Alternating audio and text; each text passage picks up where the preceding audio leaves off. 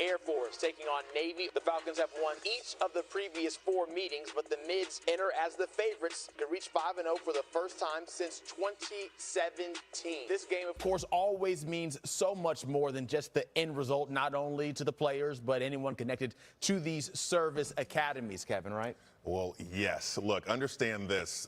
Beneath all of this, at the heart of this, there is integrity, there is mutual respect, there's love for the people who wear those uniforms and put that higher calling on their life of the different academies, right? But beneath that, there's hate.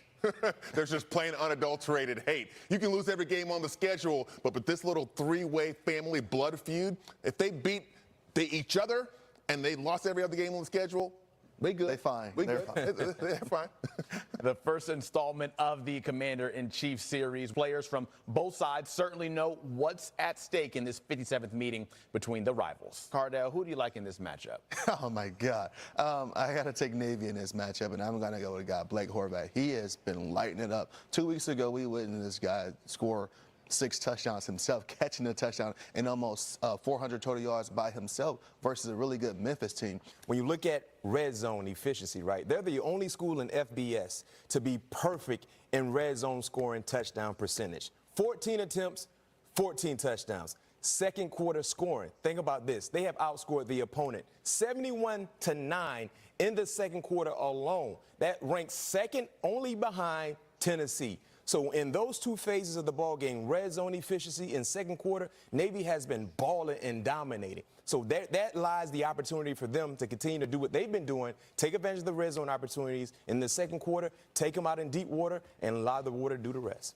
When you look at both of these teams realistically, you have to say that Air Force is in a bit of a rebuilding stage in terms of manufacturing offensive production.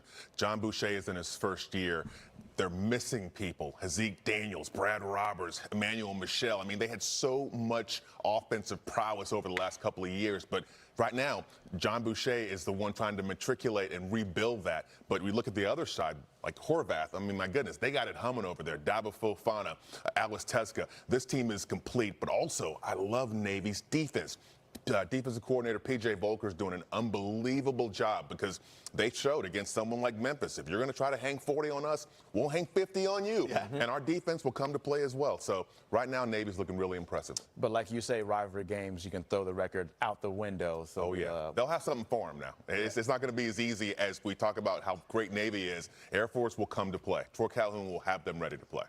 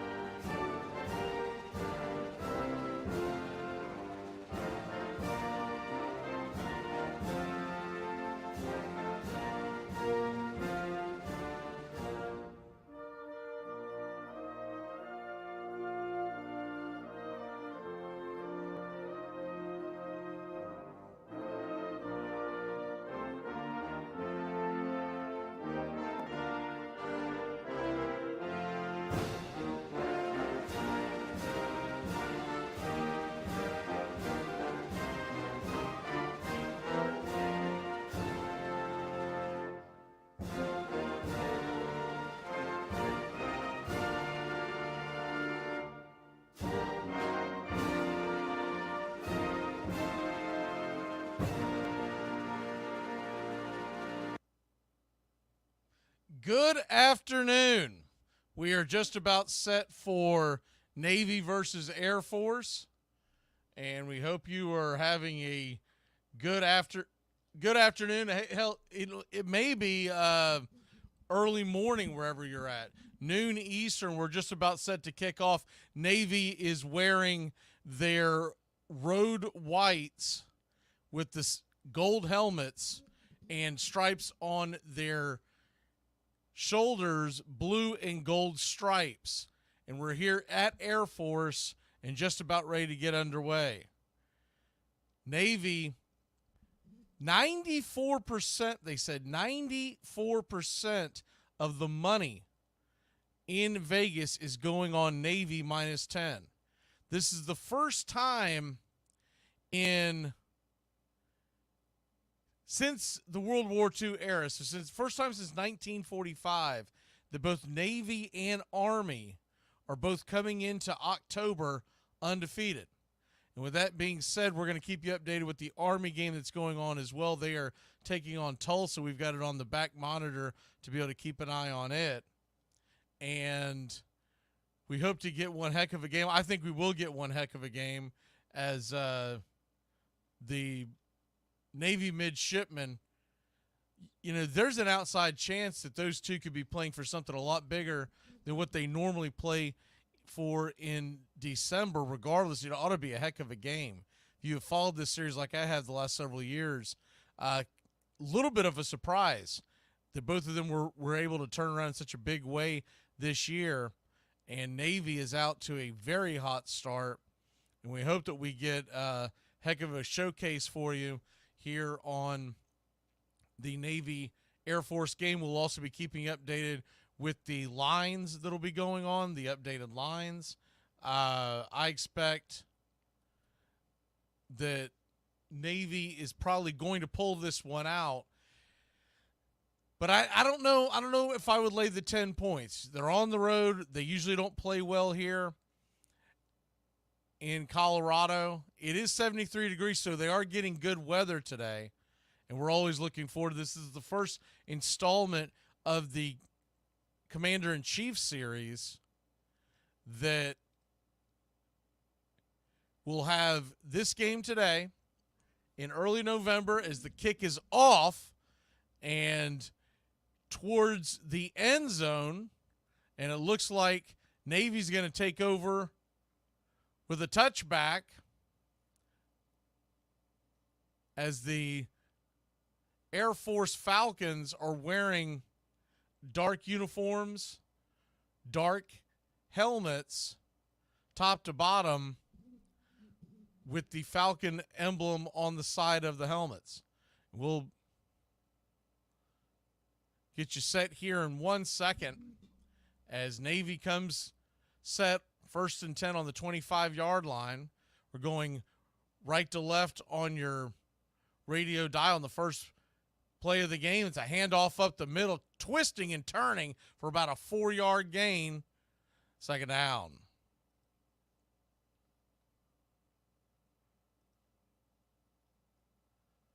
Air Force nothing, Navy nothing. 14:40 to go here in the first half, in the first quarter, excuse me.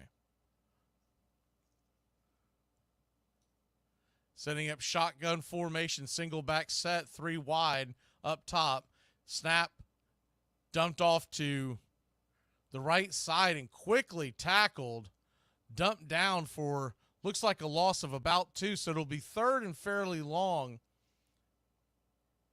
here for the Midshipmen. Alex Teja with the catch.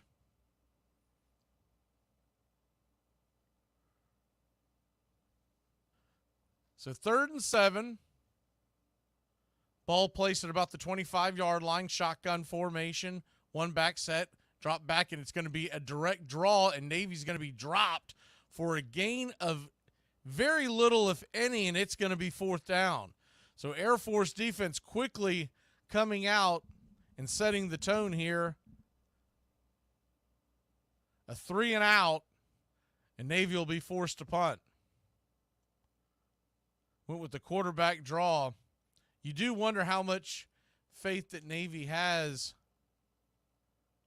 in their passing game. Blake Horvath was trying to take one up the middle. The punt is off, and it's going to be a flag before all that. So a bit of a false start here for Navy, and add 5 yards to the kick. So before the kick will not count, and it'll be 4th and about 12. Reitman, the punter, is backed up towards his goal line. Right to left across your radio dial. Here's the kick. High, bending kick. The fair catch is going to be made at about the 22-yard line of the Falcons, and that's where Air Force will set up shop here in the first quarter.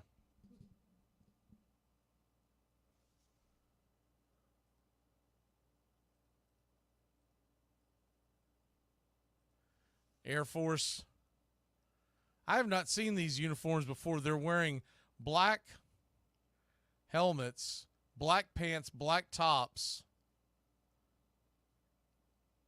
and with Falcons feathers across, almost Eagles-like, Philadelphia Eagles-like. Shotgun formation. The handoff is up the left-hand side. It's going to be twisting, turning, and fighting for about a 5-yard gain. 2nd down.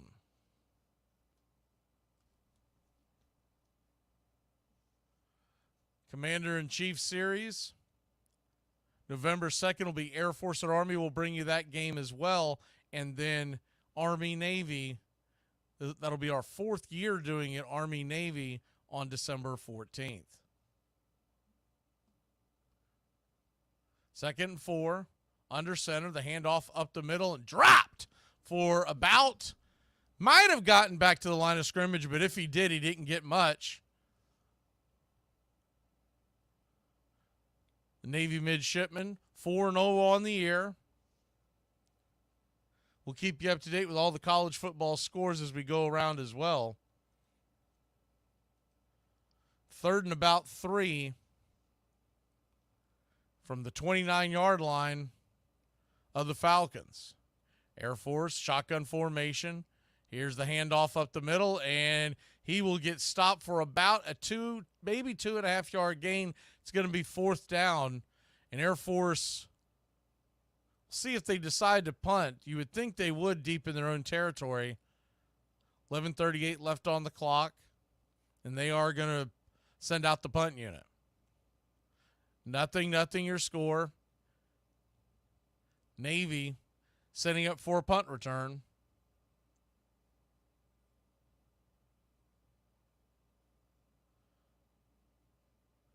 Left to right across your radio dial. Here's the punt. Kicks it high and deep into Navy territory, backpedaling at about the 10-yard line, and that's going to be a fair catch.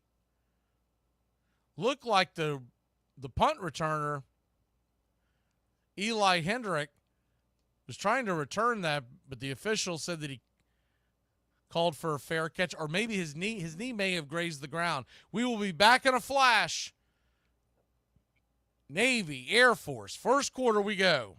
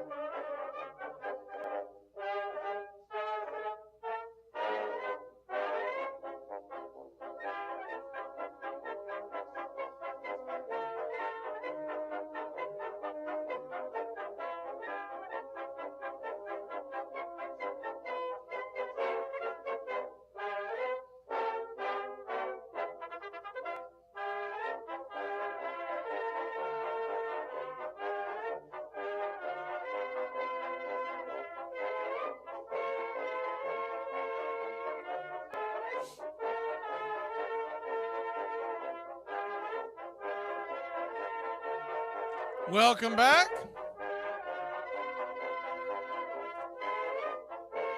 Nothing, your score. As Navy will start their second possession.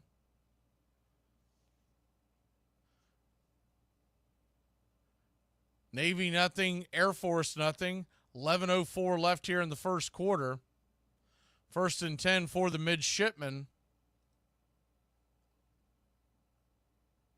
On their own 13-yard line. Here's the handoff up the middle. Maybe a 1-yard gain. If that, it'll be 2nd and long.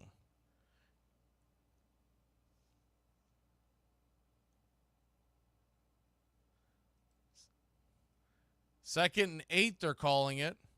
So might have got a favorable spot.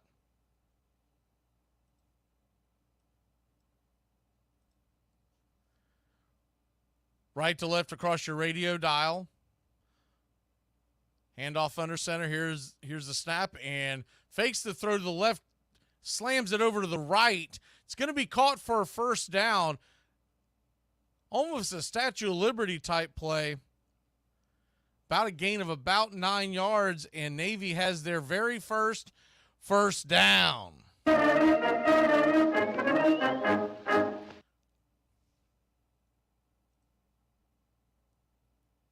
So first down of the game for either squad. Both teams went 3 and out to start the game. Shotgun formation. One back set. Man in motion. Here's the snap, and we're going to run the option to the left-hand side, and it's going to be a keeper by the quarterback, Blake Horvath, and he gets about a 6-yard gain. Good run. Decided to keep it. He had his man wide, but there wasn't much of a lane out there, so he kept it for a 6-yard gain and a pretty good play at that.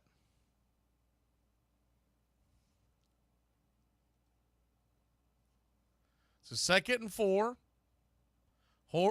Horvath, shotgun set. Here's the handoff off to the left-hand side, and that's going to go off tackle up the sideline and get all the way up to the 50-yard line, maybe the 49 he stepped out, and it's a Navy Midshipmen first down.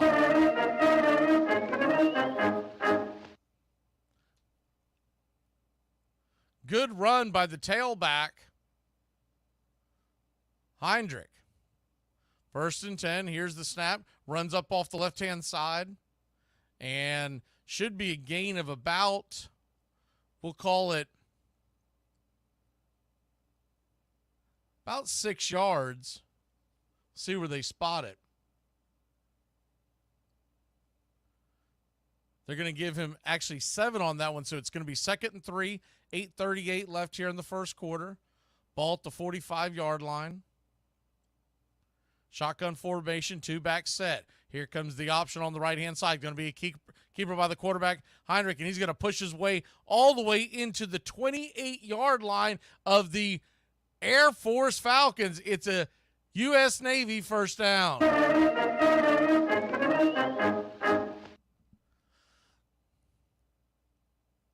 Good nifty run by Horvath. Blake Horvath, a junior. Quick snap up the middle, and they're going to hand it off to number 45, Debo Fofana, the senior. He had a couple of big plays in the Army-Navy game last year. He'll get a couple up the middle. We're looking at 2nd and about 8.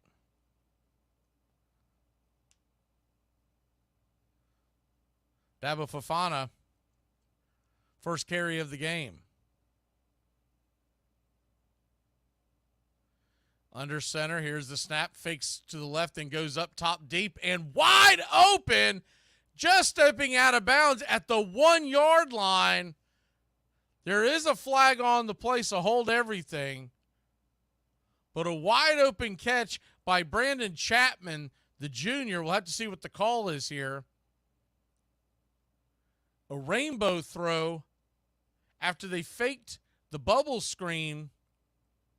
He goes up top, and it looks like it's going to go against the Air Force as they're walking it off. And that is indeed the call. And he steps out just before the 1-yard line, so it's 1st and goal, Midshipmen.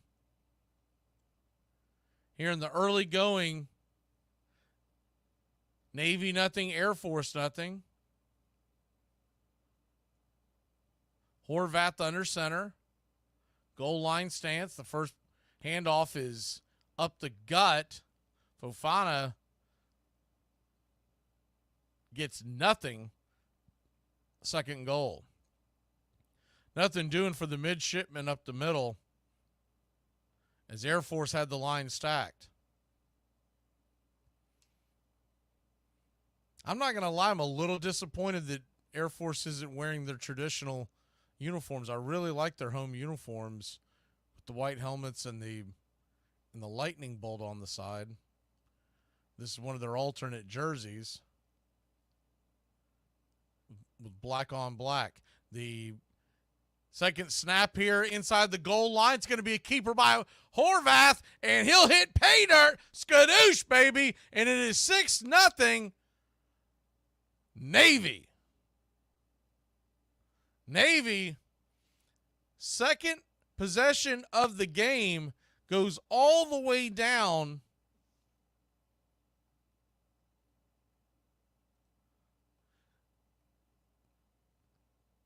$87 yards on that drive, taking up about 4.5 minutes. And the Navy Midshipmen lead it now 7-0 as the kick is up. The kick is good. Air Force will get the ball when we come back. Blake Horvath, the quarterback keeper, for the touchdown.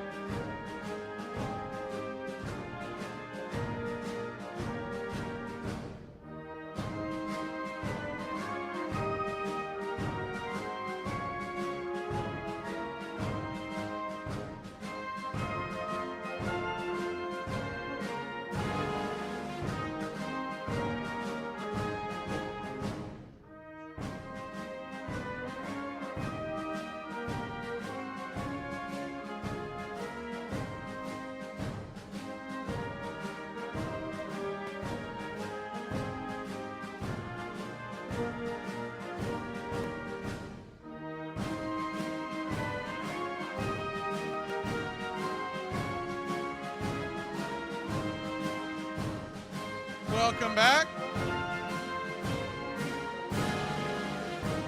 Navy Midshipmen, if you're just joining us, have jumped out to a 7-0 lead early here in the game, midway through the first quarter. Horvath and the Midshipmen go 10 plays, 87 yards, 4.5 minutes. That was their second possession of the game.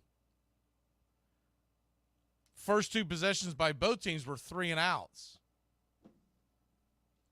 So Navy now set to kick off. Right to left on your radio dial. The ball is high and deep into the end zone. That'll be a touchback.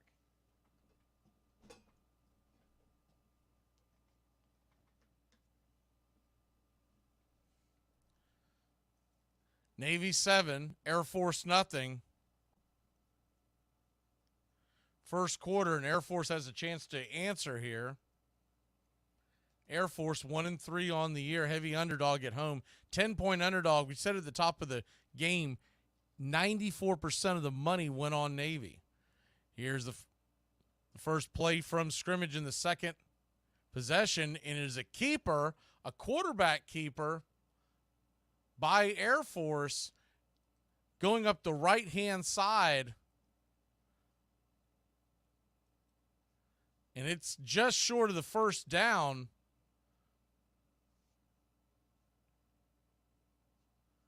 For the Falcons, it will be 2nd and 1. Under center. The snap, handoff, and pushing his way after the handoff by John Busha. He hands it off to the tailback up the middle. Dylan Carson, number 5. And it is an Air Force first down. That's their first down of the day.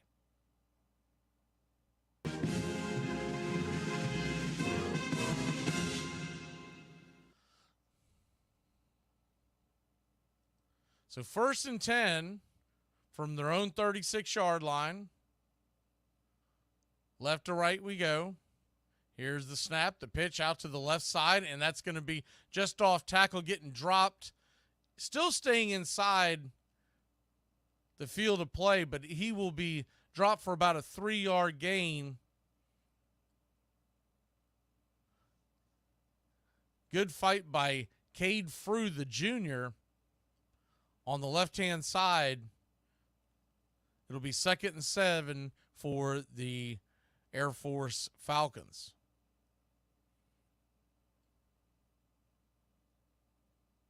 It's hard to believe that this is the first time since, by the way, Army does lead their game 7-0.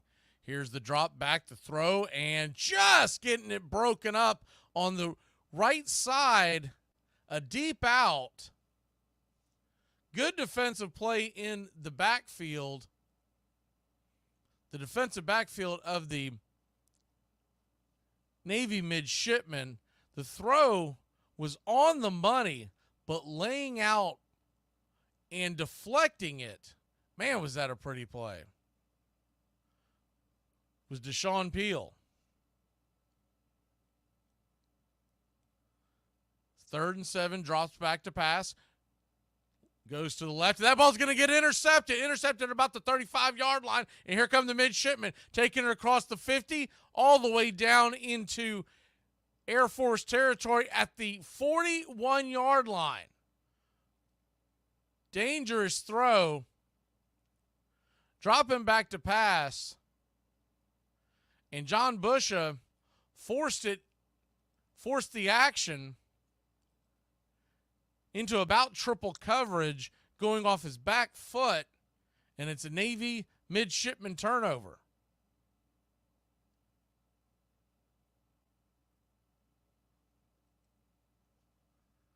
Bad decision there to throw against the grain. We'll head to break. Navy will set up shop in Air Force territory when we come back.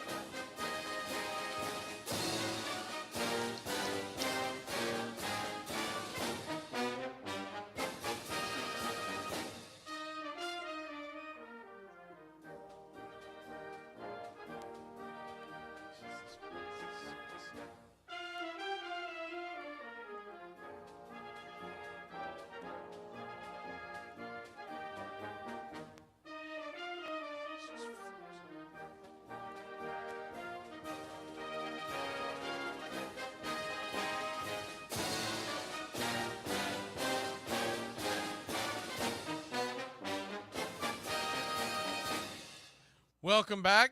Navy has the ball after the Air Force interception.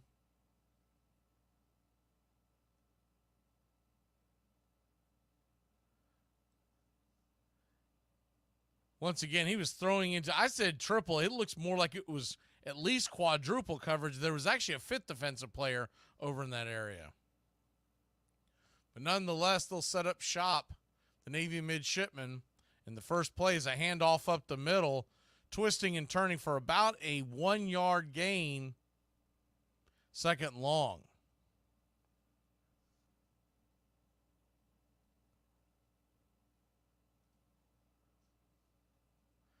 Navy 7, Air Force nothing. 3:54 on the clock. Going right to left across your radio dial. Under center, here's the snap. Handoff up the right-hand side. And, oh, the ball is out. Is he down? The ball was out. It's recovered by the Air Force Falcons. We'll have to see what the call on the play is. It is not good for the Navy midshipmen if they did turn it over. Looks like they're calling him. See, look at another look at it as he's falling to the turf. I believe his left knee was down.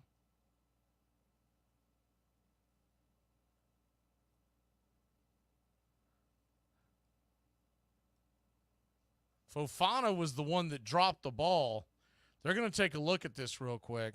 3:36 left.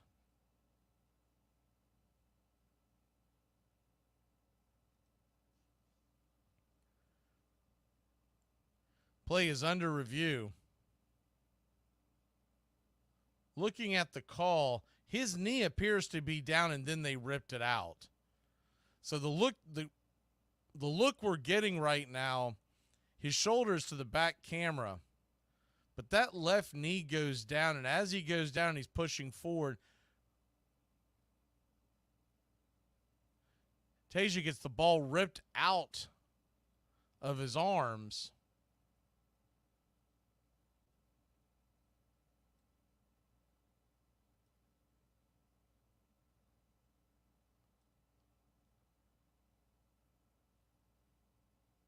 They're taking a slow look at it, but I believe Navy will keep the ball.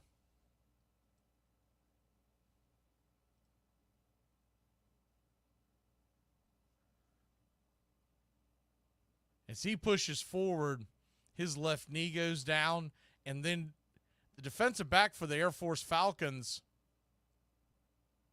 Jackson, is ripping at the ball, and as he rips at the ball comes out.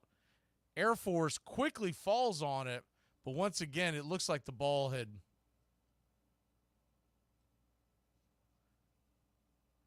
came out after his knee was down, but we'll have to see what the actual, because the call on the field was a fumble. That's the problem there, is it the call on the field being a fumble. What is the call you're going to get?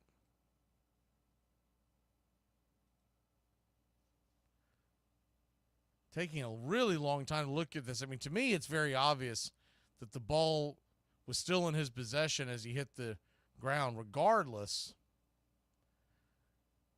the call on the field is Navy fumble.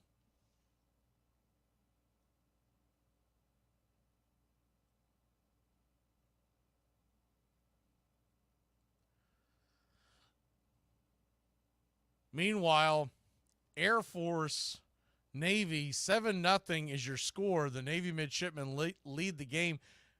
Army is now tied with Tulsa. Tulsa's come back to tie that game up at 7-7. And, of course, that is an actual conference game for Army. Army and Navy now both in the American Conference. And it looks like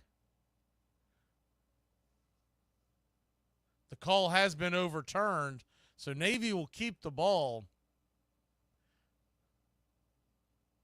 Running back Tasia smacking himself on the helmet, almost to say that I should know better, I should do better. But his knee was down on the play. So to reset here, 3.5 minutes left here in the first quarter. It's 3rd and 2. The ball at the 34-yard line of the Falcons. Midshipmen under center. Here's the handoff up the middle. Nothing doing. I don't even think he got back to the line of scrimmage. Tell you what, though, they better be careful. A couple of the defenders were yanking at the midshipman carrier. In fact, one of them grabbed his legs and yanked him backwards and then immediately stuck his hand up like I didn't do anything. Oh, he did something. I mean, you could make an argument that was after the fact. 4th and 2, they will go for it. Shotgun formation. Here's the pitch. It's going to be a reverse down the right side, and the Navy midshipmen will coast into the end zone. Touchdown, Navy. Holy cow.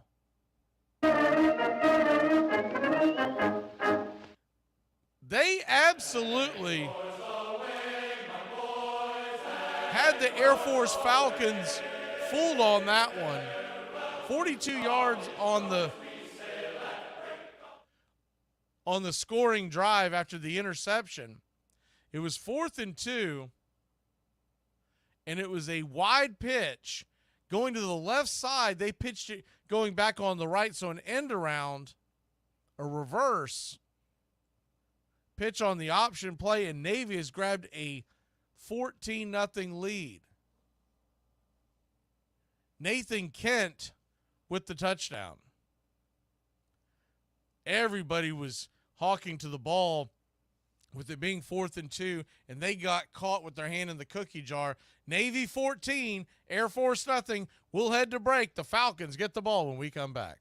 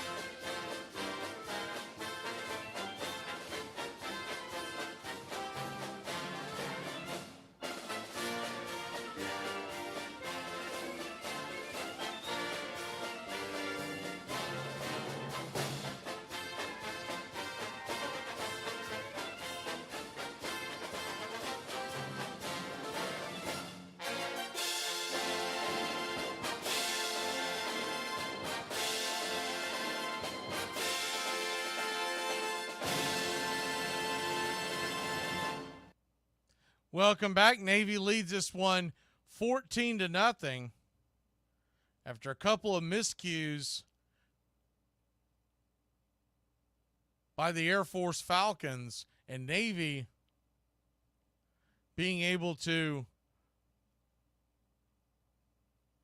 dodge a fumble of their own that was overturned. The kickoff is going to go high and deep into the Air Force end zone, and they'll set up shop at the 25-yard line.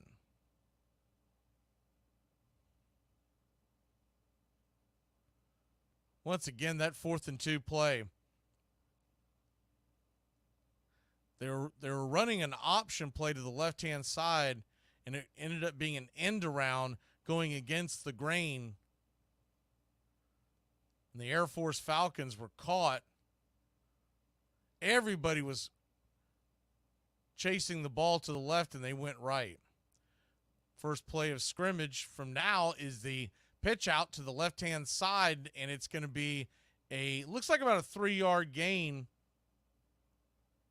Second and about, we'll call it 7.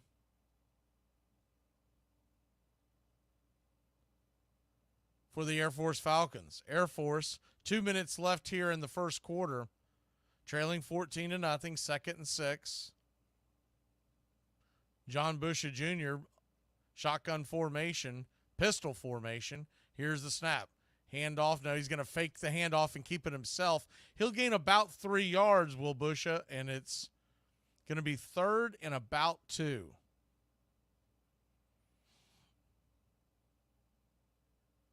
Navy, a 14-point lead. They were a 10-point favorite coming into this game.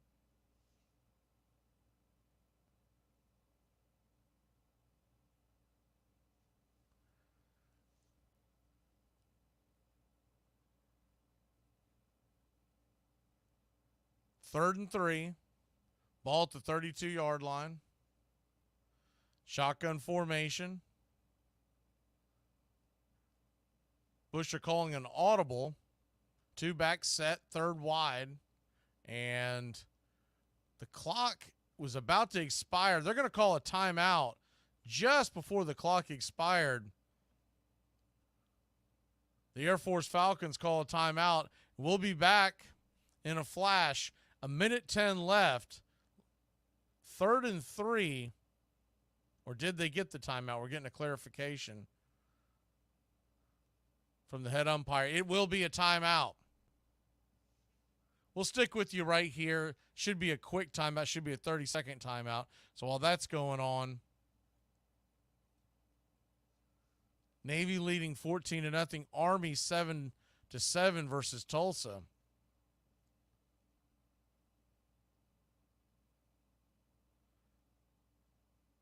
Couple other scores here in the world of college football. UCLA and Penn State. They're at the end of the first quarter, and it is a 0-0 game. Penn State, a huge favorite. I believe it was 29-point favorite at kickoff. Texas A&M all over Missouri, 10-0. That game's still 2 minutes left in the first quarter. SMU 14-10 over Louisville. SMU a 6.5-point dog. That's your top 25 action going on right now. Navy, Air Force at a timeout. So we'll continue the scores as we scroll on here. Wisconsin 14-0 over Purdue. They're heading to the second. UMass and Northern Illinois 7-7 in the first. Boston College. They get Castellanos back, their starting quarterback, and they are all over Virginia. It's 14-0. North Carolina leads undefeated Pittsburgh 7-3. Wake Forest 10-3 over NC State. NC State's 3-2 on the year, but they have not beaten anybody. Wake Forest 1-3 on the year. Army Tulsa 7-7. We're back to the action. 3rd and 3. Busha sets up under center. Shotgun formation. Here's the snap. It's going to be a keeper up the middle, and he will get stopped. Maybe a 3-yard gain. Maybe. Excuse me. Maybe 4th and 3. Excuse me. He did not get a yard. He might have gotten back to the line of scrimmage, but it was very, very close. Looked like he might have lost a little bit.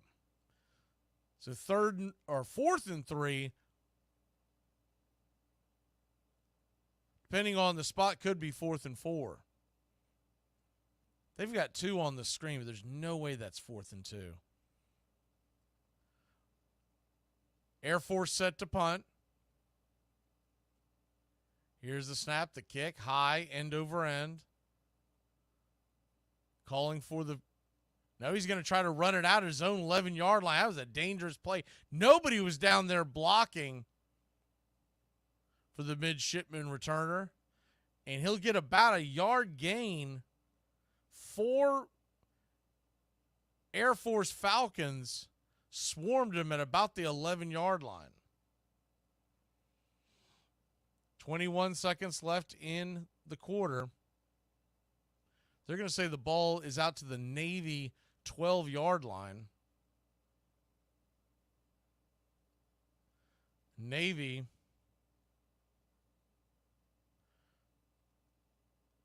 who has scored on their last two possessions after a 3-and-out to start the game. They'll take over at the 12-yard line, shotgun formation, pistol set, throws out to the right side of the sideline. That's going to be caught. That ball is going to be caught by number 22, Eli Heinrich. And it's going to be a U.S. Navy first down.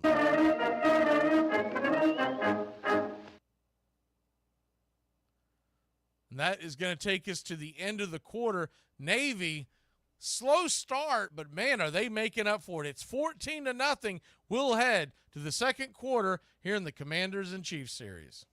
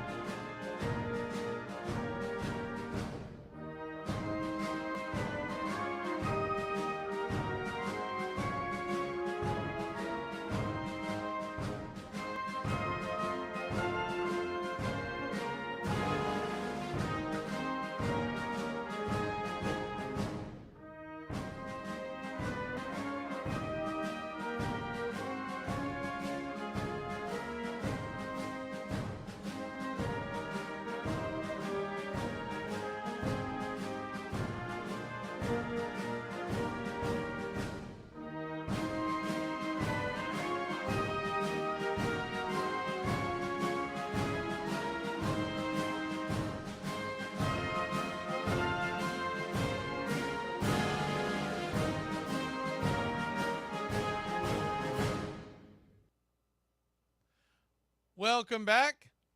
We're heading to the second quarter here. Air Force, Navy. Navy leads at 14-0. Texas A&M. Missouri, it's 10-0 A&M. They're just getting going in the second quarter. SMU has a 4-point lead over Louisville. They're just beginning the second quarter. All your noon action is just starting to hit the second quarter as we are. And Navy, if you're just joining us, Blake Horvath, quarterback for Navy, he is 4 for 4 with 51 yards. They have put 100 yards on the ground, including touchdowns, an end around at 4th and 2. They went 34 yards, for a touchdown by Nathan Kent. And then Blake Horvath, a keeper, about a 2-yard dive, and that's where we stand here. Navy leads at 14-0.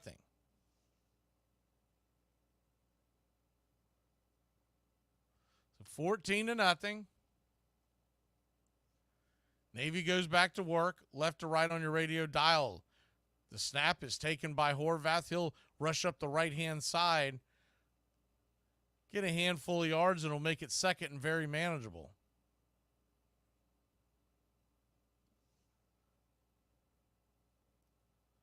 looks like we could be getting a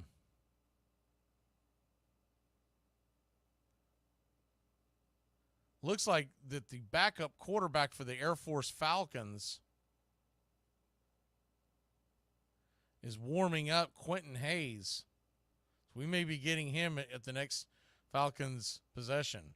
2nd and 6, ball handed up the middle, pushing his way for about a 2-yard gain. And Chapman will make it 3rd and 3 now.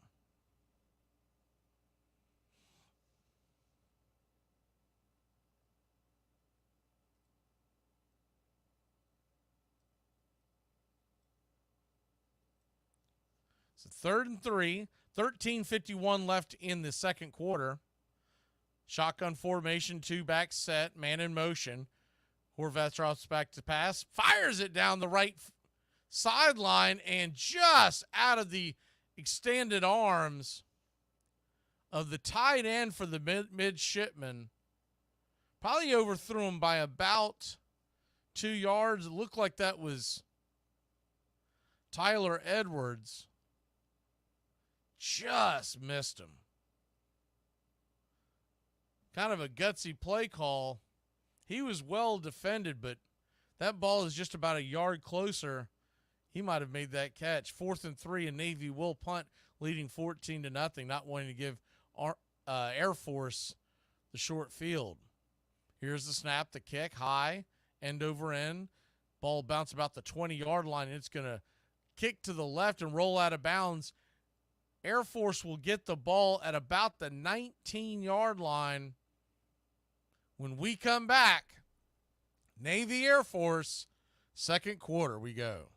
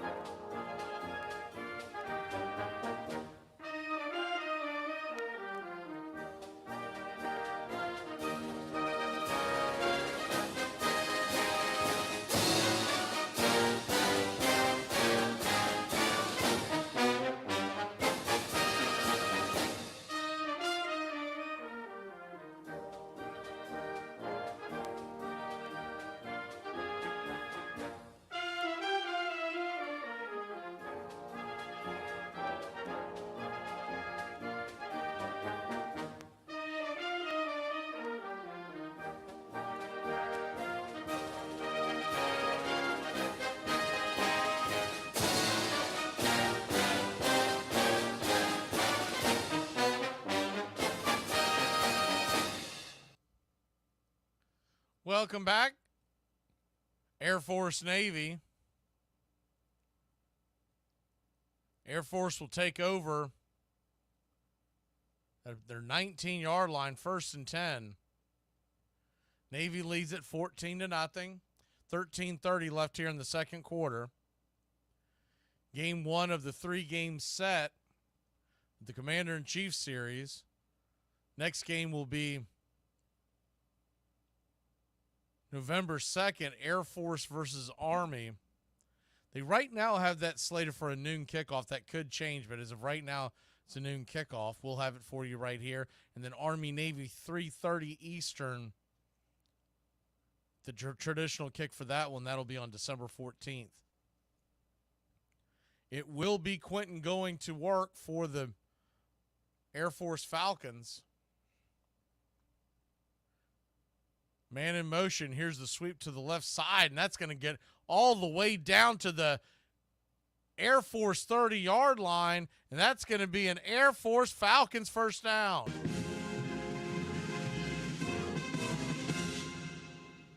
Good pitch and catch.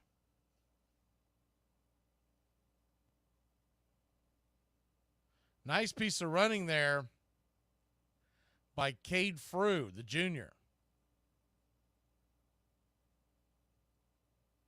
First and 10. Here's the Quentin's going to fake the handoff and run up the right-hand side.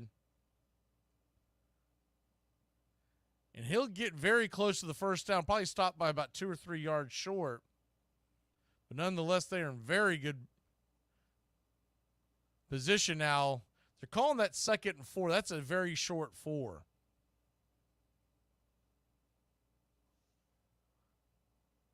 Navy 14, Air Force nothing. Here's the snap. Quentin drops back to pass, and he will keep it, but he'll get dropped after a 2-yard gain, so it'll be 3rd and 2. 3rd and 2 now. If you're just joining us, Quentin Hayes now the quarterback. They just, as far as I was looking up to see if there was an injury. Don't believe there is. I believe it's just there was a lack of production. And they're trying to see if Hayes can get them going. Hayes under center, 3rd and a very short 3. Handoff up the middle, pushing. That looks like an Air Force first down. We may get a measurement. Ball out to about the 40-yard line. But it looks very close. Now, there is a flag on the play. Flag just came in. See what that's about. Referees are huddling right now, trying to sort out the action. Here's the call. It's going to be a personal foul. Wow, on Navy. So an extra 15 yards. That's going to take it into midshipman territory. Unnecessary roughness on lane number 18. That is a disastrous play by Ryan Lane. You normally don't see that kind of lack of discipline with the service academies, but he definitely was giving them the business. Shotgun formation, 45-yard line. Hayes drops back to pass. He fires it over the middle, and that ball's going to be caught. A couple of broken tackles, and it is an Air Force touchdown. Holy cow. Wow. Couple of broken tackles down the sideline.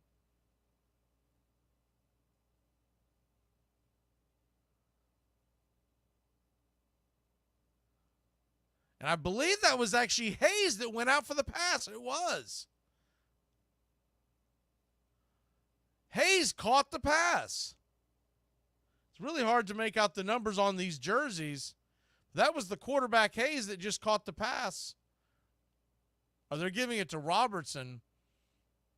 And they've got the numbers messed up. There are no names on the jerseys. It just says Air Force Academy is on the back of the jerseys. He is wearing the same number as Hayes. So Hayes came off the sidelines, and the Air Force Falcons have cut it to a touchdown. So a little bit of razzle-dazzle. We'll be back in a flash. It's 14-7 here in Colorado.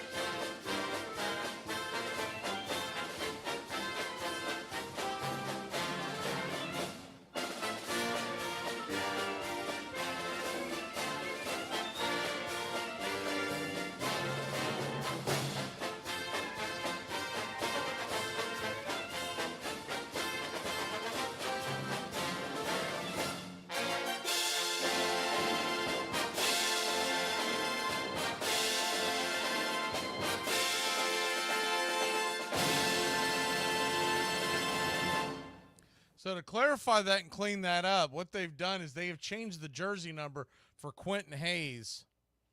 And it must be because Robinson was going to wear it. So Robinson, it was Hayes to Robinson. They switched the jersey numbers out. Did not line up with the play sheet. But nonetheless, the Air Force Falcons have cut this to a one-score game.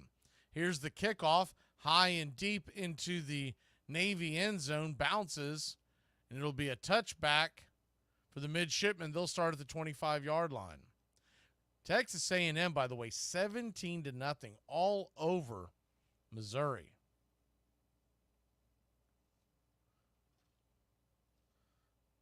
If you watch the pregame show, I can't wait to give Doug and Bobby a hard time because they were going on and on about why in the world is Texas A&M a favorite, and I think we're finding out here. I didn't really have an opinion on that game. I didn't like the fact that it was going into Texas A&M. Texas A&M is a big home field advantage. Here's the handoff, 1st and 10, and it's going to be a keeper getting slammed. But holding on to the ball is Blake Horvath, and it's going to be a U.S. Navy first down. He goes off to the right-hand side, about a 15, maybe even 16, 17-yard gain after he tumbled over a couple of defenders. Tough running by Horvath. Under center.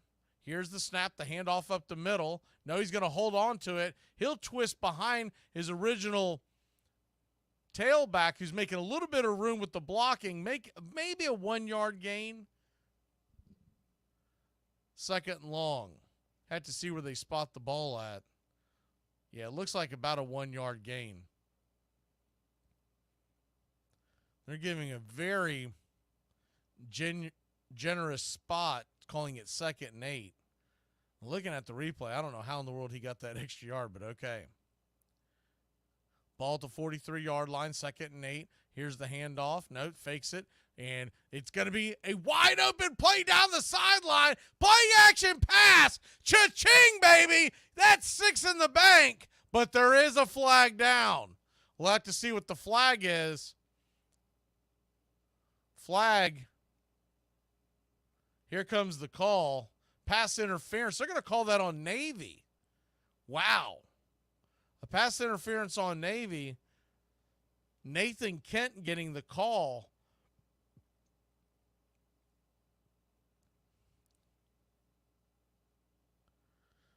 The pass was to Heinrich. Have to look at the replay here to see what he got called for. It had to have been right there. Well, a little bit of a ticky-tack play, but I get it. Both the defender and the receiver made contact with each other, and he was fighting to get away from it. And as he was fighting to get away from it, the ball was in the air. So what it looks like to the blind eye of the ref is that he basically put a block on a defender while the ball is in there. 2nd and 23, deep pass down the right side. Well overthrown by about 5 yards. It's now 3rd and 23. So Navy had no interest in trying to work their way up to get the first down. Instead, they went for everything. From the ball is at Navy's 28-yard line, and that throw was all the way down to the 30 of the Air Force Falcons. 14-7 your score. Shotgun formation, single back set, man in motion. And time is going to call. Did they get caught for delay of game? That's exactly what they got caught for. Wow. Navy pushing back about another 5 yards. At this point, you think they might just be playing the field position game, not trying to get it all back. Instead, maybe just try to get a chunk of it back to try to back up Air Force on the punt. Ball at the 23-yard line. He's going to fake the snap. It's going to be a quarterback keeper up the middle. He'll gain about 7-8 yards, but it's going to be third and close to 20 for the Navy midshipmen. 9 minutes, 25 seconds left here in the second quarter, 4th and 20. Navy will send in the punt team.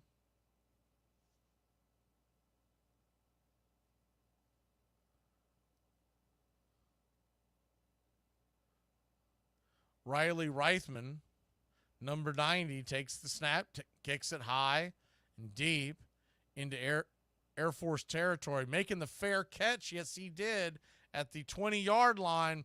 And the Falcons down just a touchdown now. They'll get the ball back when we come back.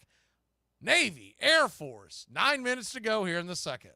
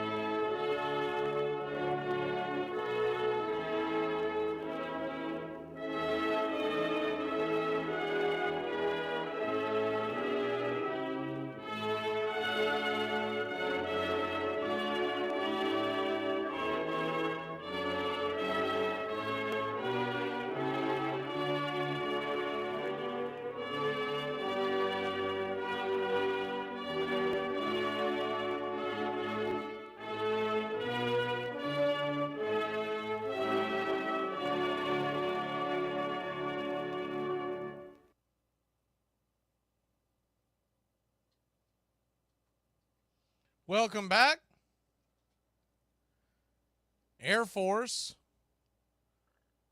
has cut this lead to 14-7. It was 14-0 if you're just joining us. Navy was moving the ball all over the place, and Air Force was able to flip the field and score on their last possession.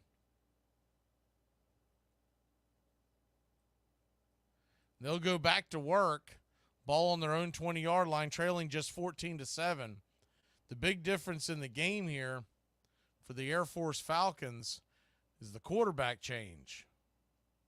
Air Force, Quentin Hayes, shotgun snap here, takes it, looks down the defense. He's going to take off and run. He's going to get smacked, but not before he gets about a 4, maybe 4.5-yard gain for the Air Force Falcons. Good athletic play there by Hayes.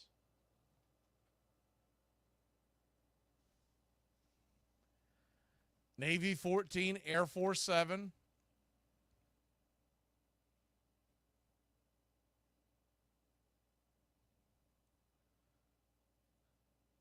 Almost midway through the second quarter. Hayes, shotgun snap, pistol formation. He'll hand it off up the middle. Stop for a loss. It'll be now 3rd and 5.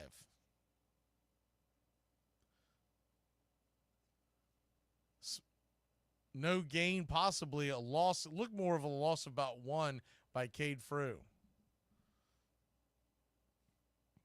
So 3rd and 5. 7:47 left here in the second quarter.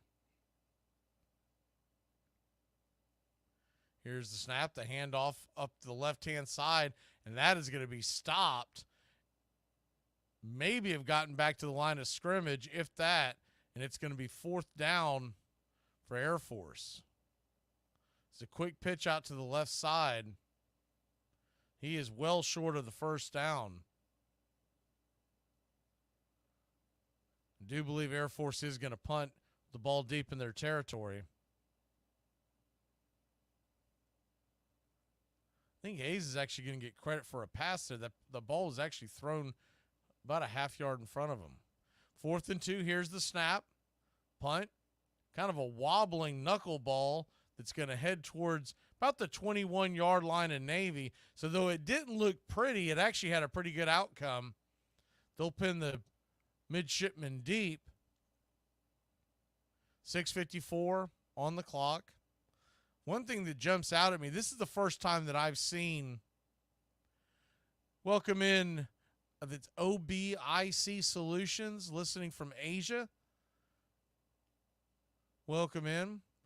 This is the first installment of the Commander-in-Chief series. We have been doing the Army-Navy game for, this will be our 4th year now, but we decided to do the entire Commander-in-Chief series. So we've got today's game in November. You've got Army versus Air Force, and then Army-Navy in December.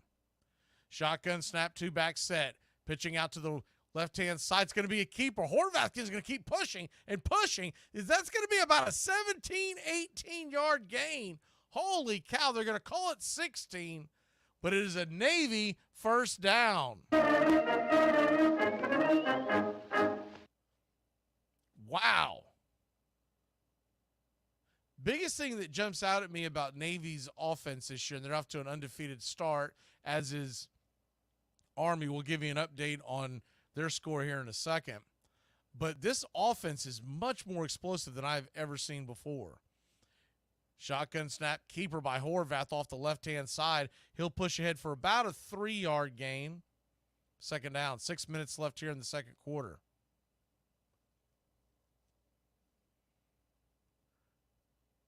Air Force, their offense was not doing a thing, and then the backup quarterback was called in. Quentin Hayes took John Bush's out. John Bush was 0 for 2, by the way. No yards, 1 interception. They bring in Quentin Hayes, and that offense looks lightning difference. 2nd and 8, shotgun snap. Here's the pass down the right-hand sideline. That ball is going to be caught, and it is another Navy first down.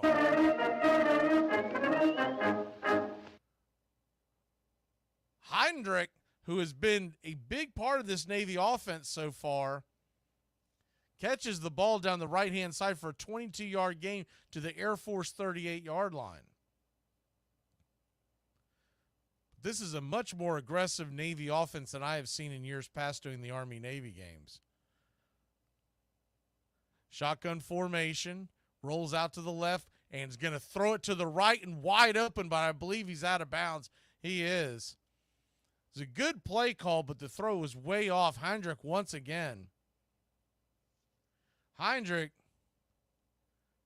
I remember him calling in the Navy-Army game last year. He was a big part of their offense then, and they are using him at the backfield, making catches.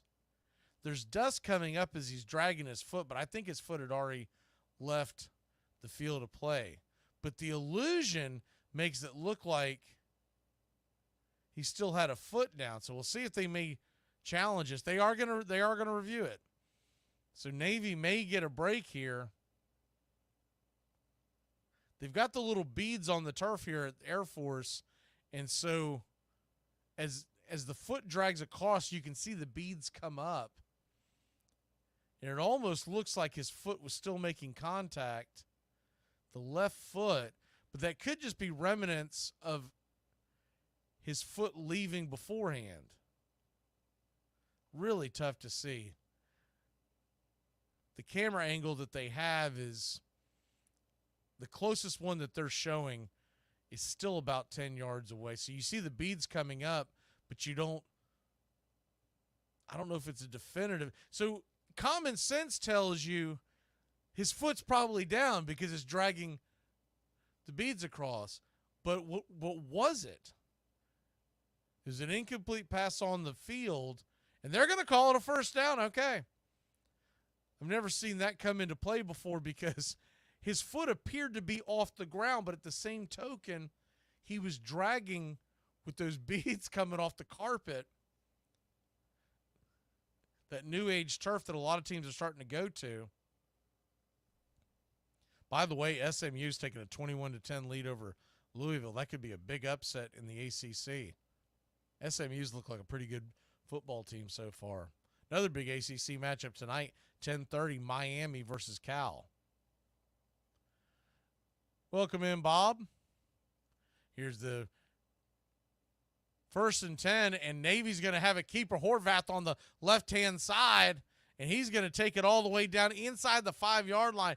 Did he get the first down? A 9-yard gain, and I don't believe it's going to be just short.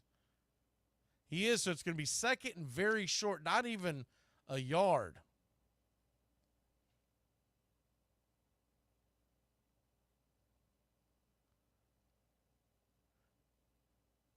Horvath, pistol formation, shotgun snap, 2 tight ends set, and the man that they have gone to quite a bit, Heinrich, is set in the H-back. Looks like Navy is going to want to call a timeout here, or they're going to review the call.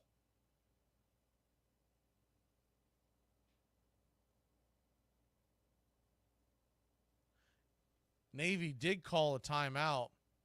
So there's a little bit of discrepancy because if you're watching at home, it shows 1st and goal on your screen, but they have not flipped the card over. It still says 2nd and 1.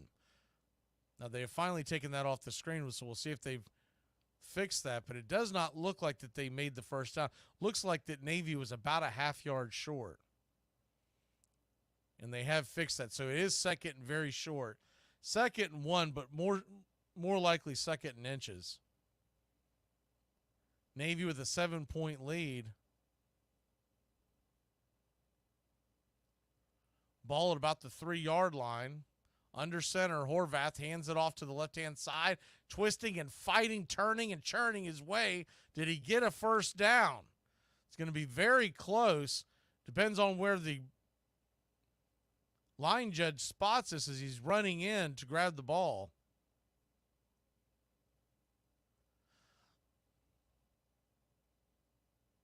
They are going to give Navy a first down, so it's 1st and goal. Just got the nose across for a first down. First down at about the 3-yard line. Now they changed it on the field, and now it's going to be a quarterback sneaker. That will be a first down.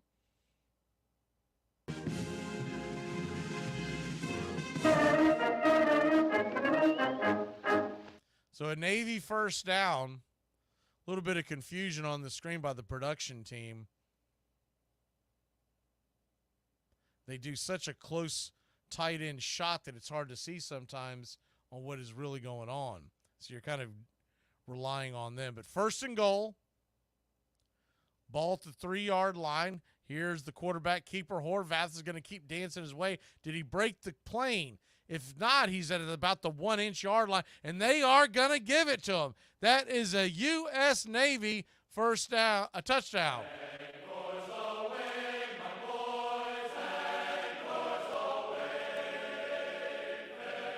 Horvath, the keeper, faked the handoff and then just followed his tail back up the middle.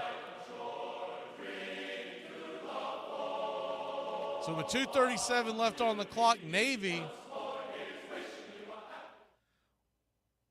took a 20-7 lead, and they'll be lining up for a extra point.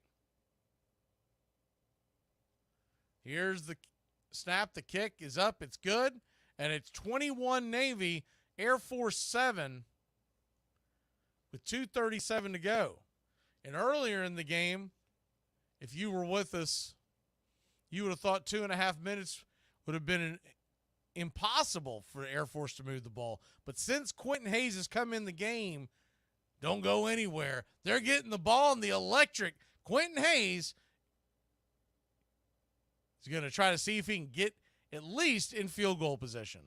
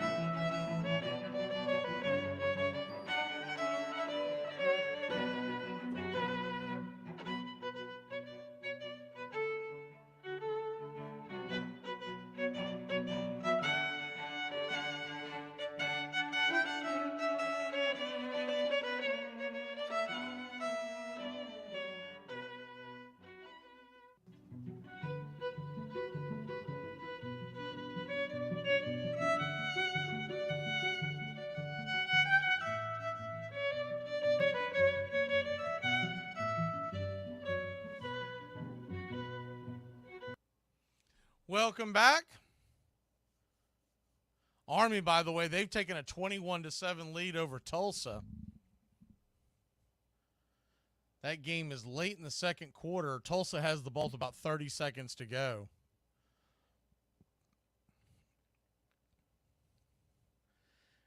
Air Force will take over the ball. 2.5 minutes to go. Deep in their own territory at the 25-yard line. Hayes will stay in at quarterback. He's under center. Here's the snap, the handoff up the middle. They'll dive ahead for about a 4-yard gain. It'll be 2nd and 6 for the Falcons. Good evening. Good to see BMB, Robert, Bob, OBIC on the YouTube chat. I know y'all are listening to us on external radio as well around the Mid-South and on Facebook as well. If you're in one of our social media chats, jump in and say hi. We'll go over the scores around the country here in a moment, just before we head to the halftime break. Pittsburgh has jumped back out to a 17-10 lead. But by the way, UCLA, that's a live dog right now. Penn State just scored a touchdown to make it 13-3. But they were a 4-touchdown underdog in Happy Valley. Trying to get an update over there as they go to a quick, it's new to college football. And this is the first college football game we've done this year, doing the baseball games all season long. The 2-minute break or 2-minute, for whatever reason, they don't call it the 2-minute warning. And I don't know if it has anything to do with, you know what, I almost don't want to know.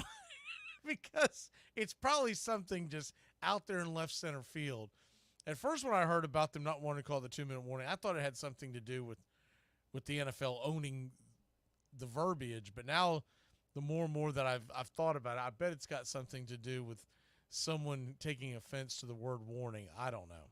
Anyways, that's what they're doing right now. It's the 2-minute. I can't help but say it. It is the 2-minute warning. I think they're calling it the 2-minute timeout in college football. They have it in the first and second half, and it is new to this year. Tristan's asking about who's Air Force using at quarterback. Air Force is using Quentin Hayes. Quentin Hayes is in, and he's looked really good. John Busha began the game, and the team struggled, and Quentin Hayes has come in. He's 1 for 1 with a 45-yard touchdown pass.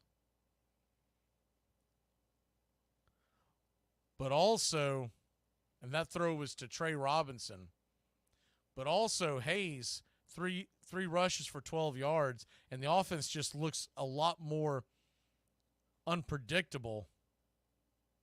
Now, it looks like Bush is coming back in, and that might be because they're in the 2-minute offense, and Hayes may not have practiced much of that this week.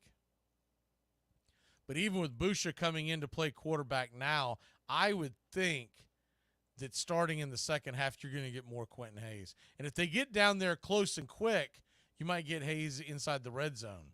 But Bush is being asked to come in and kind of spell this to get them into scoring territory.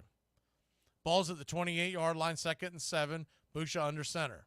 Here's the snap. He'll pitch it out to the left-hand side, and dipping and diving and making a man miss, and he's going to run up the left sideline. What a nifty run.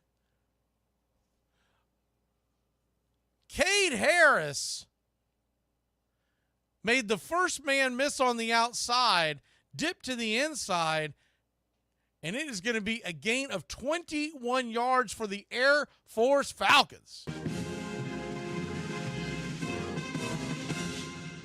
1 minute, 47 seconds left. There is a injury timeout for the Midshipmen. So while they do that, we'll jump into the scoreboard. Looking at some of the bigger games around the country, Texas A&M is dragging number 9 Missouri. It's 24-0. 2 minutes left in that half. SMU leads Louisville, number 22 Louisville, 21-13. Wisconsin, 21-6 over Purdue at the half. Penn State and UCLA, they have now headed to the half. Penn State has opened it up to a 14-3 lead, but that was a very, very close game. And I believe UCLA gets the ball back to start the half. Tulane, 7-3 over UAB. That game's in the first quarter. Back to the action. Minute 47 left. Dropping back to pass and throw it to the right-hand side, and it's going to be incomplete. So once again, they now have Quentin Hayes back in the game. Throws the ball wide and low.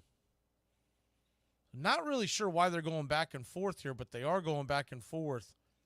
Andrew Duhart, the defensive back for the Navy Midshipmen, he is in the tent right now as they're looking at him.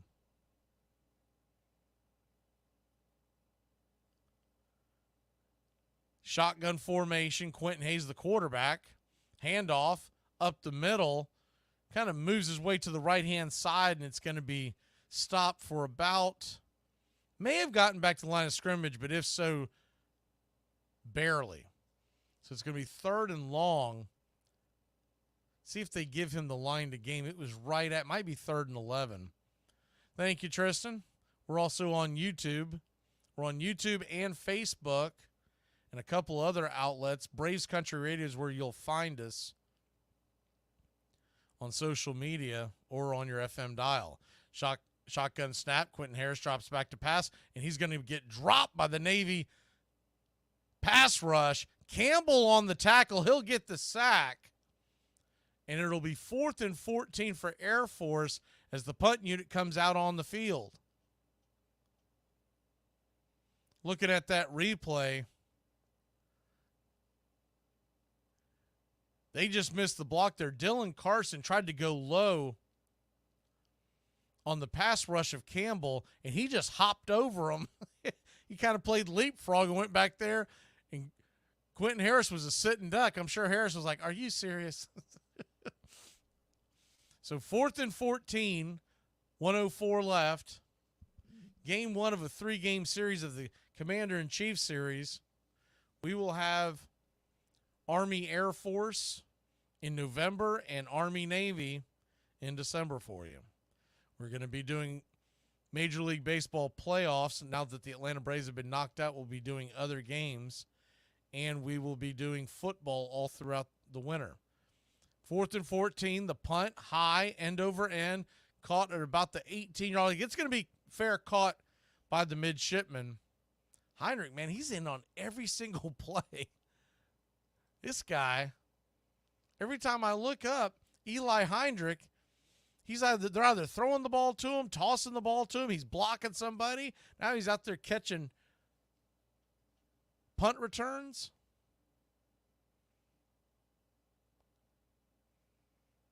It's like a modern-day Paul Horning. Blake Horvath, 6 of 8 on the day, 185 yards, is ran into. And he's had the 2 of his incompletions, they were both very close for being wide open. Probably 50-yard gains on both of them. Here's the handoff. They're going to fake it to the right, go to the left, and Horvath pitches it to the left side and up the sideline. About a 9-yard gain. Good decision by Horvath to pitch it out. Just missed the first down marker. Should be about 2nd and about 1. The UMass game. Someone's asking about the UMass game. I just saw that score. UMass leads Northern Illinois 13-7. Keon. That is at the half. Shotgun formation. Handoff, end around to the right-hand side. Rolling, rip it up the middle. Off the cut and broken a tackle. Brandon Chapman, about a 9-yard gain. It's going to be a U.S. Navy first down. Just 38 seconds left. Tick, tick, tick, tick, tick, tick. 1 timeout left. Shotgun formation, drops back to pass. It's going to flips it out to the left-hand side, and Heinrich is going to dip out of bounds. Excuse me, that was Chapman, not Heinrich that time. Short game, but he did get out of bounds, and it saves the Naval Academy their last time out. Maybe a 2-yard gain. So 2nd 8. Ball at the Navy 38. Pistol formation, 3 down wide. Here's the snap. They're going to roll out to the right. Looking, directing traffic. And Horvath will dip out of bounds. About a 3-yard gain. It's going to be 3rd and about 4 or 5. They were running a flood pattern to the right-hand side, and he just did not feel comfortable letting it go. So he did the smart thing and just dipped out of bounds. 20 seconds left, 1 timeout. Air Force has 2 timeouts. So if they stop Navy, they could force a punt, maybe come after the kicker with a timeout. 3rd and 6, they're going to call it. It's a short 6 from the Navy 40. Pistol formation. Here comes the snap. They're going to run to the left-hand side, and he's going to pitch it out. Drop for a loss. It'll be 4th and about 7, 12 seconds left. And I believe Air Force is going to call a timeout. The clock has stopped. We'll have to see who they attribute that to. I would think it's got to be. The runner did stay in bounds. It's got to be an Air Force timeout. It is. They'll probably set up the block kick unit, trailing by 14. What do you got to lose there?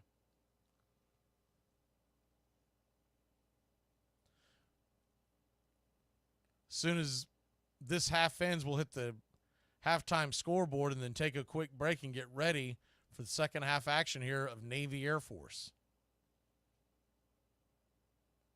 A lot of scores to update. Looking off to my right-hand side, that the scoreboard is rolling around like a pinball machine. 4th and 6. Air Force is set up to return at about the 20-yard line, but the punt block unit is on. They'll be coming after this one. Here's the snap, and the kick is off. High, end over end, over towards. Good decoy play made by the Air Force Falcons return team.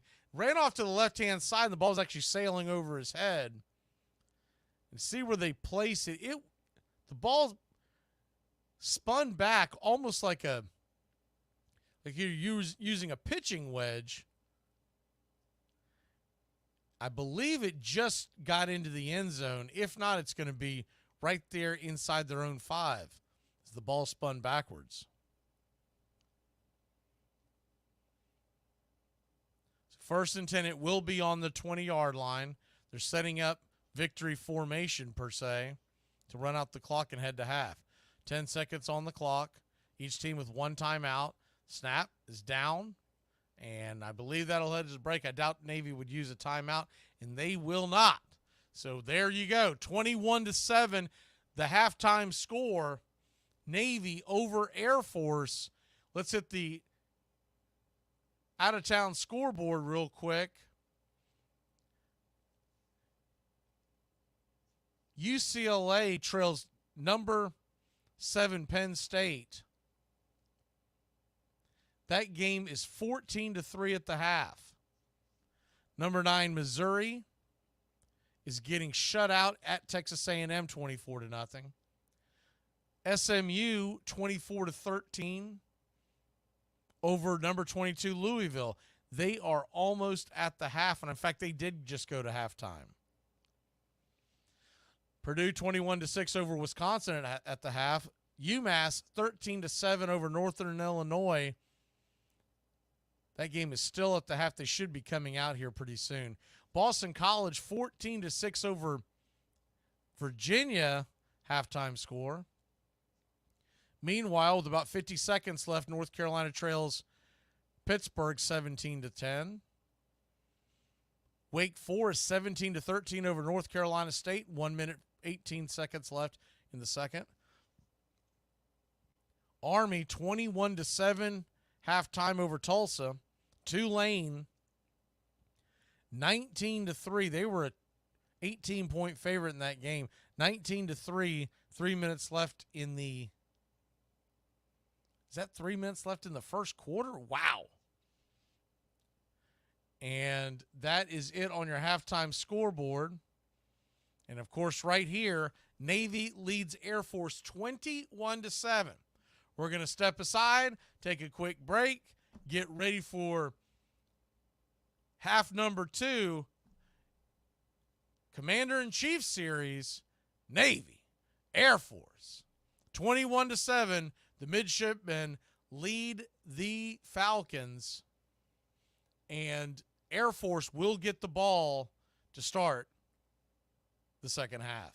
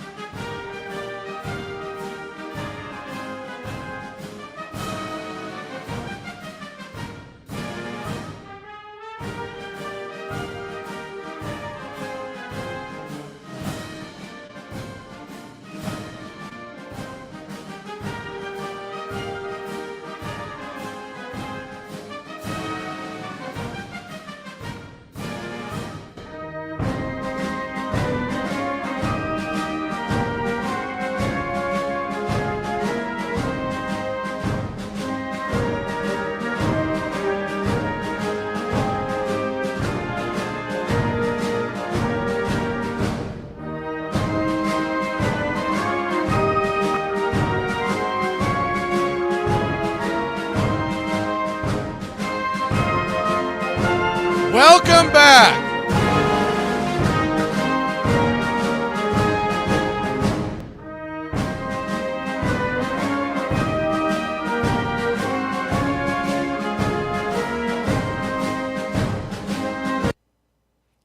We'll go ahead and kill that as the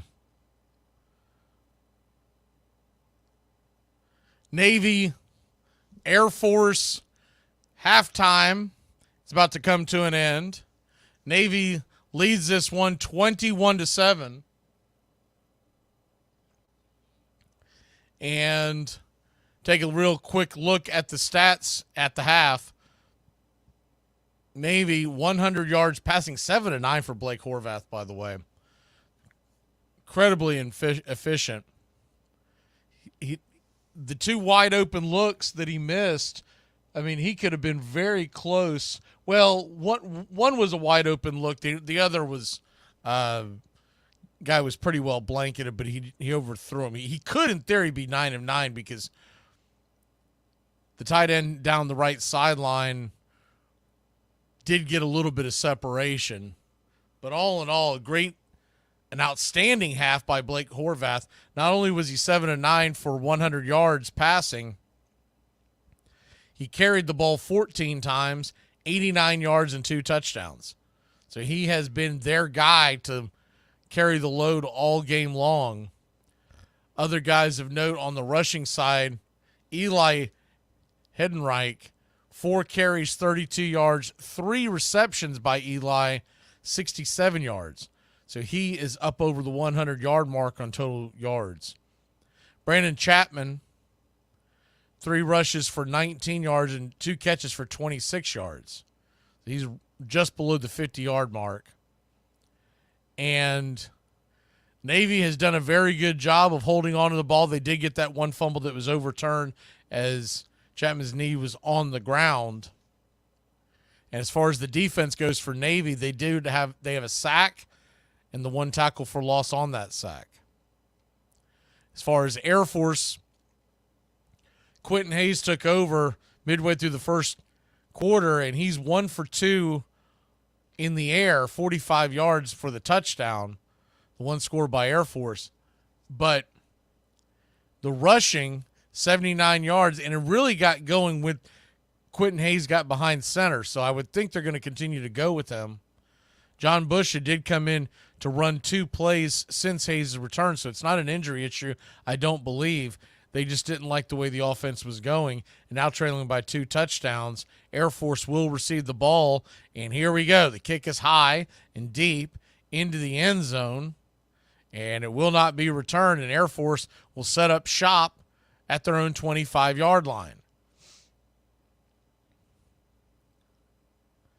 Air Force came into today's game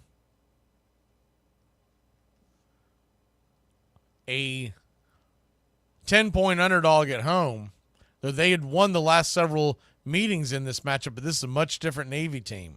Under center is Hayes, and he'll take the snap, rush up the right side, looking to pitch. He's going to keep it up the right side, and for about a 15-yard gain or so, and it is an Air Force first down. What a way to get things going here in the first half. Navy leads at 21-7. The quarterback keeper on the right side ended up being 16 yards on the carry, and it's 1st and 10 on their own 41. Pistol formation, man in motion. He'll fake the handoff, keep it once again, rush up the middle for a handful of yards. Looks to be about a 5-yard gain. Second, very manageable for the Air Force Falcons. Just getting going here in the third quarter. Hayes now under center. 3 backs in the backfield, 1 in motion. Here's the snap. Handoff is up the middle, nothing doing. Might have gotten back to the line of scrimmage.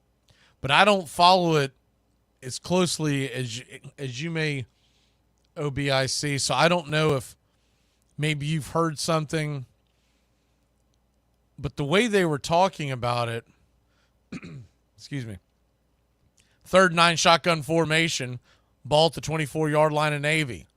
Midshipmen, here's the snap. Roll out, running to the right-hand side. Horvath extends the ball. Did he get the first down? He was going out of bounds and stuck the ball out as he leaped through the air. He got past the first down marker, but where will they mark it? Was he out of bounds? It's going to come down to the spot, and they will give him a first down. So they're going to give him the line to gain just past about a half yard. And it's a Navy first down. Shotgun formation. Fakes the handoff. Rolling out to his right under pressure. And he'll lob it down the right side of Horvath. Nowhere to go. 2nd and 10.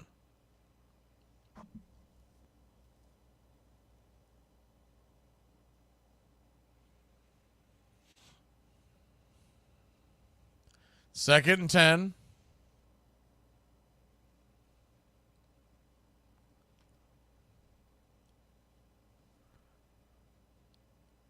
But we probably will stream some college football tonight over on our other channel, Cover Country.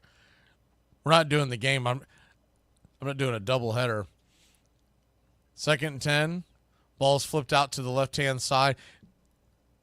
And it'll be caught. See where they'll spot the mark. Horvath found his man about maybe 4 or 5 yards short.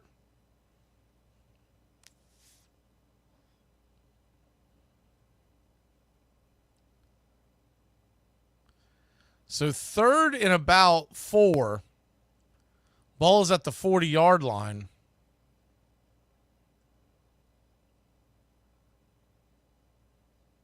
Shotgun formation. Here's the snap. Fakes the handoff, and Horvath will wind, twist, and dive his way for a Navy first down. Just got past the line to gain, got the nose of the ball past the marker. Our next play-by-play will be Tuesday, Mets versus Phillies. It's a 5 o'clock first pitch.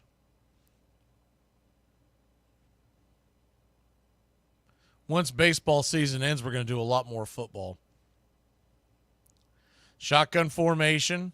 Horvath hands the ball up off the left-hand side and handing it and racing all the way up is Heinrich once again for a U.S. Navy first down. Yeah,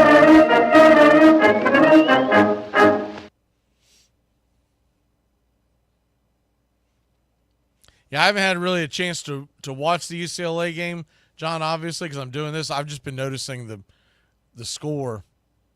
UCLA's offense has been awful all year long.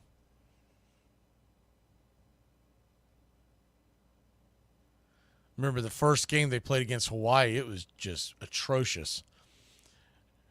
Shotgun formation, snap off to the left-hand side, rolling and rumbling his way for about an 8, maybe even a 9-yard gain. Daba Fontana, good run, great blocking down the left-hand side.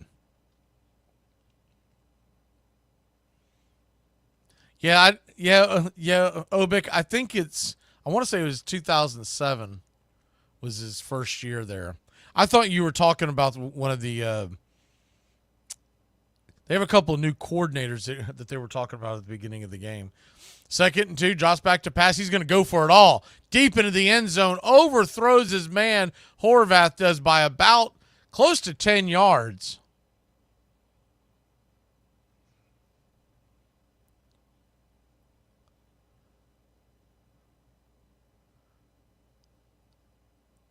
About the 3rd or 4th pass that he's thrown today, deep into Air Force territory. High rainbow throws, just missing his mark. So 3rd and 2, ball at the 37. Here's the snap, the handoff up the middle, nothing doing. Air Force will stop them, and it's 4th down. So a big decision to make here. Do you try to pin Air Force deep, leading 21-7 with 8 minutes left in the third, or do you go for it? They look like they're going to line up. They'll at least line up to try to pull them off sides. Navy may not want to risk flipping the field here, but they have gone for it on 4th a couple of times already. One of them was brought back because of a penalty. 4th and 2, snap to the right-hand side, keeper, and Horvath's got a Navy first down. Dives forward for a gain of about 4 or 5 yards, rushing down the right side looking to pitch, but he's sliced in between 2 defenders and got the line to gain. They got to feel like if they can get a field goal, they really push this game not out of reach, but out of grasp. 1st and 10, throw down the left sideline, and that is going to be a PI. Deep into Air Force territory, around the 5-yard line, another rainbow throw down the left side, and Kent, the man that ran the end around in for a touchdown earlier this afternoon, he was absolutely mugged at about the 4 or 5-yard line. It'll be a Navy first down.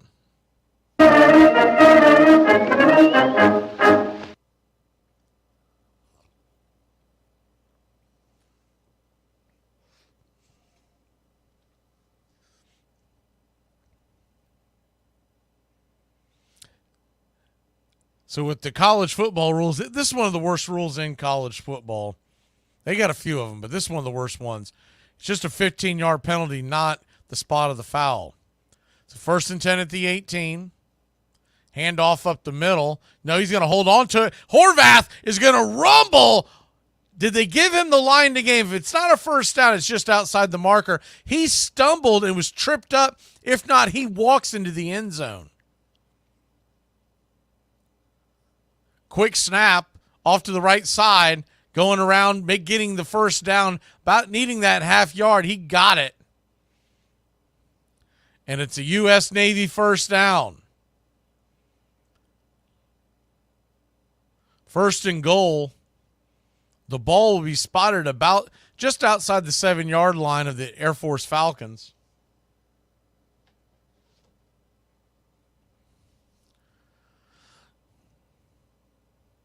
Pistol formation, 2-back set. H-back up on the left. Here's the snap. Hands it off up the middle, and that is a U.S. Navy touchdown. Up the right-hand side. My word. Alex Tasia had they didn't even touch his jersey. And Navy gets themselves a touchdown and extends this lead to 27-7.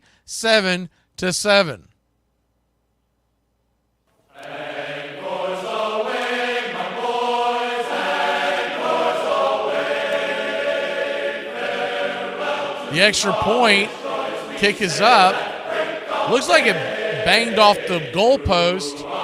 It did. So Navy with a 20-point lead, but though Air Force hasn't moved the ball much, always seems like those extra points come back to haunt you. Navy 27, Air Force 7. Still about halfway to go here in the third quarter. The Falcons get the ball when we come back.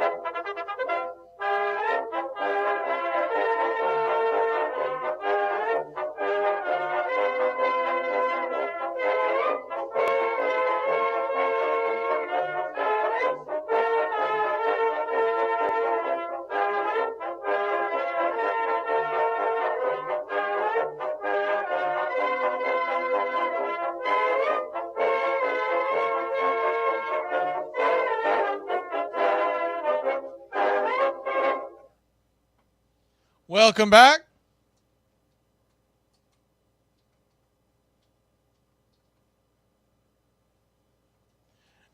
Navy leads at 27-7. Midway through the third quarter, Air Force set to receive the kickoff. Left to right on your radio dial. Here's the kick. High, deep kick into the Air Force end zone, in and out. And they'll set up shop at the 25-yard line. 6:08 to play here in the third. Trailing by 3 touchdowns. Obik says Navy looks really good this year. Yeah, this is not the same Navy team. And to that point, Army leads Tulsa 35-7. That Army-Navy game is going to be a heck of a ball game. And it's not just going to be for bragging rights this year.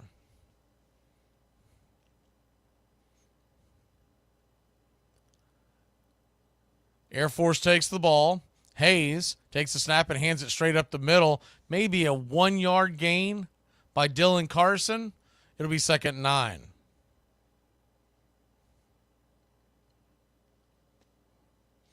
Remember, these two teams are now in the same conference, Army and Navy, but that Army-Navy game that happens at the end of the year, that is not a conference game. So there is an outside chance that you could end up with Army-Navy in the American Football Conference, All-American Football Conference title game, and then the next week have Army-Navy, the traditional. 2nd and 9, keeper Hayes gets dropped right about the line of scrimmage. It'll be 3rd and long. By the way, the team total over for Navy has been eclipsed. It was 23.5 points. Yeah, they've got an outside chance. It just depends on the problem is if they take any losses. Remember, they traditionally play Notre Dame every year. 3rd and 8, drops back to pass, and there's going to be a flag on the play. So that'll be 3rd and 18. 3rd and 18. Looking at the Navy schedule,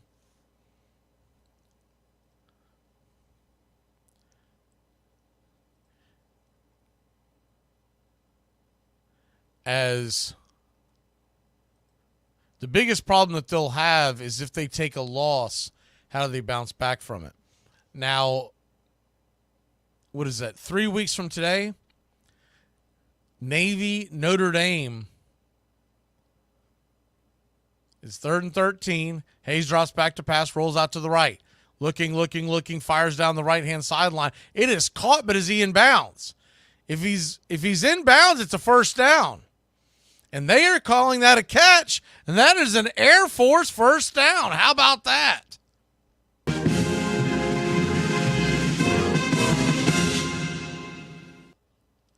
Really close.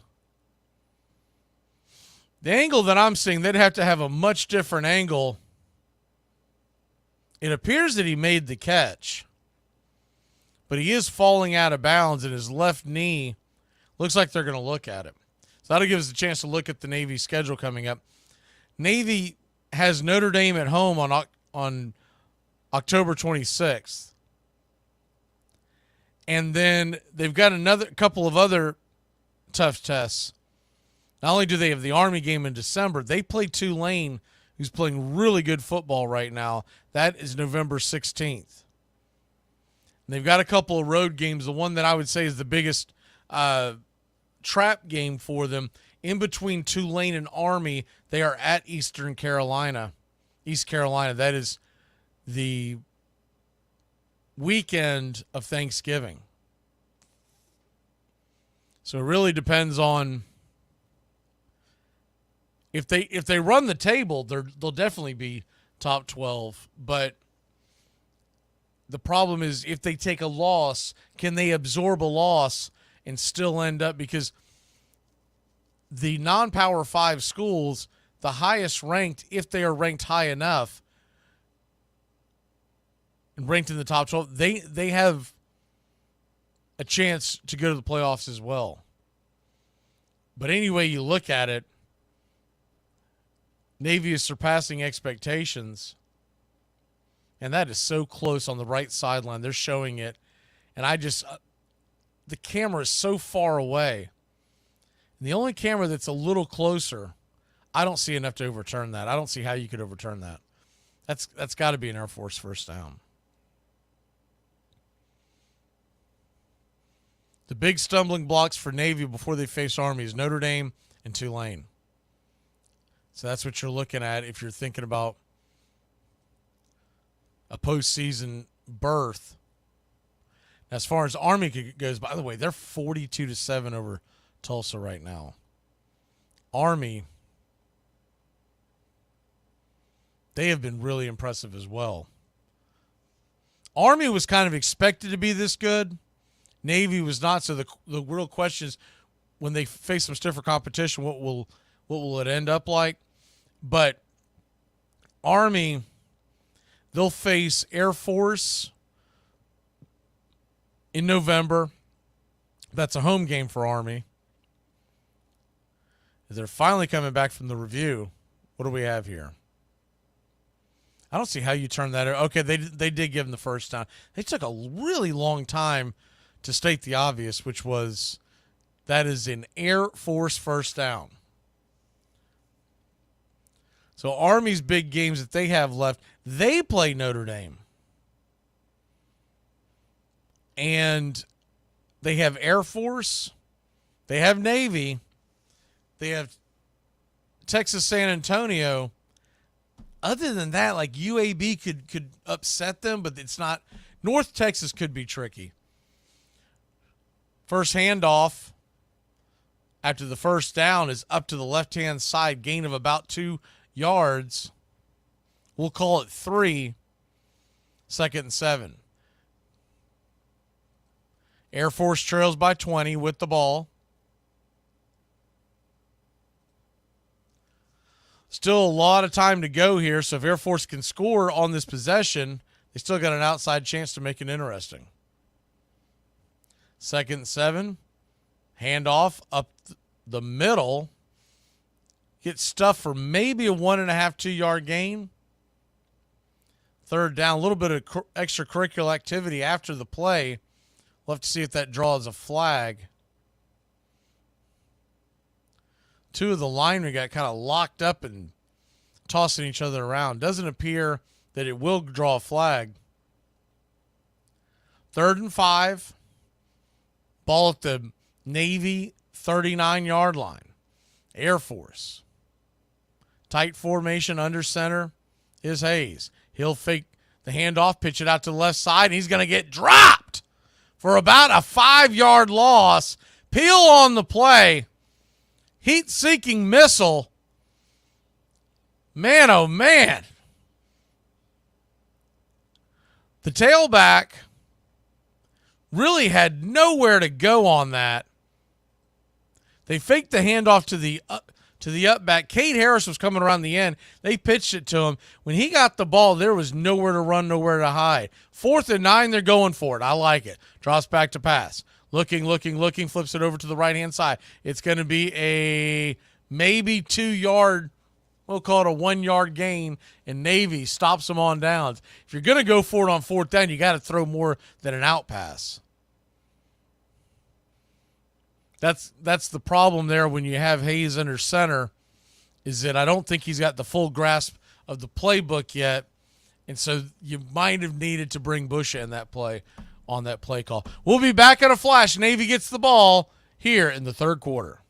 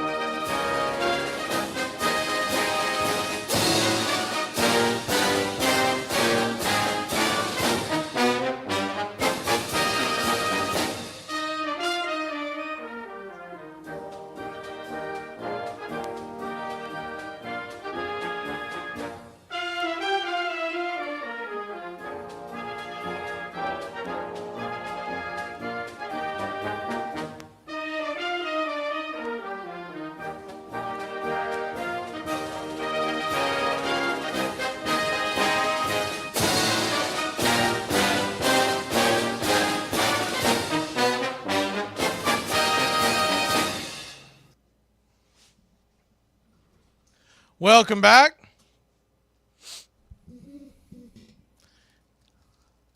John's asking if Air Force is bowl eligible. I mean, not at this point. They are 1-3 on the year. This would take them to 1-4 if they don't make the comeback. You got to win 6. So it's not out of the realm of possibility. And they've played pretty tough schedule, so they do have some wins that they can grab, but it's going to be an uphill climb. 1st and 10. Shotgun rollout. Here comes to the right side. Fires it on the right-hand side. Making the catch is Heinrich once again, and it's a U.S. Navy first down.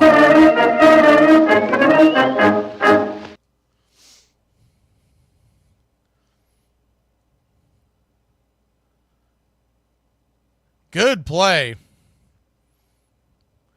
It's a very short, simple pass game that Navy uses, but well efficient. And what I like is all the motion that they use to try to set up a clear path for Horvath. 1st and 10, shotgun snap. Hand up the middle. Twisting and turning, maybe a 3-yard gain for the Midshipmen. Handoff was to Dava Fontana.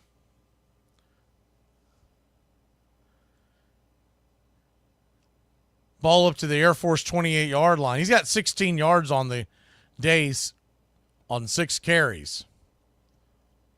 Navy is now up to 243 yards rushing. 115 of that is Horvath. Horvath will be under center this time.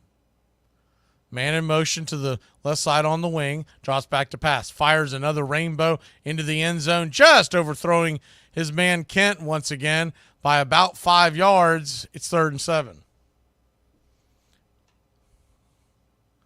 They're definitely getting opportunities to beat the Falcons secondary deep. He just has not been able to put the ball in the hands of his deep threats yet. Army and Navy are both, by the way, they're both undefeated in conference play. Both 3-0. Army will go to 4-0. This is not a conference game for Navy. 3rd and 7, snap, rolling on the left-hand side, pitches it out once again to Brandon Chapman. Just short of the first down, or be 4th down.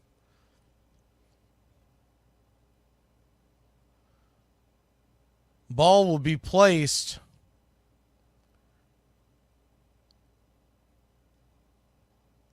at about the Air Force 24-yard line. So if they do decide to kick about a 41-yard field goal, real quick injury timeout for Air Force. Excuse me, that's a midshipman that is down. Some of the Air Force staff was out there to help him out. We'll go ahead and hit the out-of-town scoreboard. Penn State's starting to pull away 24-3 against UCLA. UCLA offense is just absolutely dreadful. Texas A&M 34, Missouri 7. So the undefeated Tigers will definitely fall out of the top 10, number 9 in the country, and they're getting rolled. 43 seconds. Actually, they just went to the 4th quarter. Louisville and SMU tied up in the 3 minutes left in the 3rd quarter, 27-27. Wisconsin pounding Purdue 42-6. They're heading to the 4th. We have 15 seconds left here in our quarter, but the injury timeout will halt the play. UMass trails Northern Iowa 13-20. 11 minutes left in that one. Virginia 15-14. They have come back to take the lead over Boston College. 10 minutes left on the scoreboard in that one. Wake Forest clinging to a 1-point lead at NC State. About halfway through the 3rd. Pittsburgh 24-17 over North Carolina. 6 minutes left to go in the 3rd in that one. Tulane 30-6 over UAB. They're heading towards the half. Ball State trailing Western Michigan 14-7. Most of your other games are starting at 3:30 or later. And that's your out-of-town scoreboard. Who was that got hit? Oh, they rolled up on a block.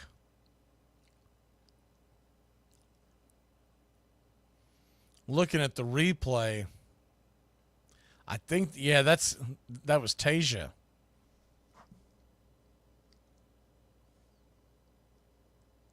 Well, that wasn't. Oh, it was actual carrier itself. So they got him in the tent. I thought it was the block because it was a really awkward landing, but Jerome Gelliard of Air Force is in the tent. 4th and 3, field goal attempt. The ball is up. The ball is nowhere near. That is no good. Good night, Irene. That ball went to the left, and about on a 41-yard field goal attempt, it will fall about, where did that land?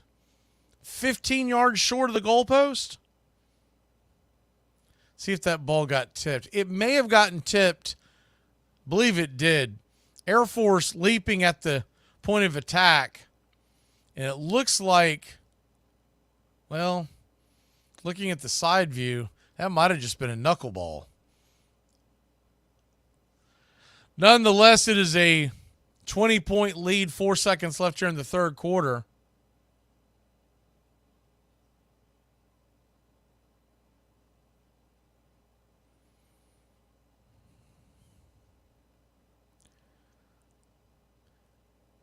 Five seconds left here in the third.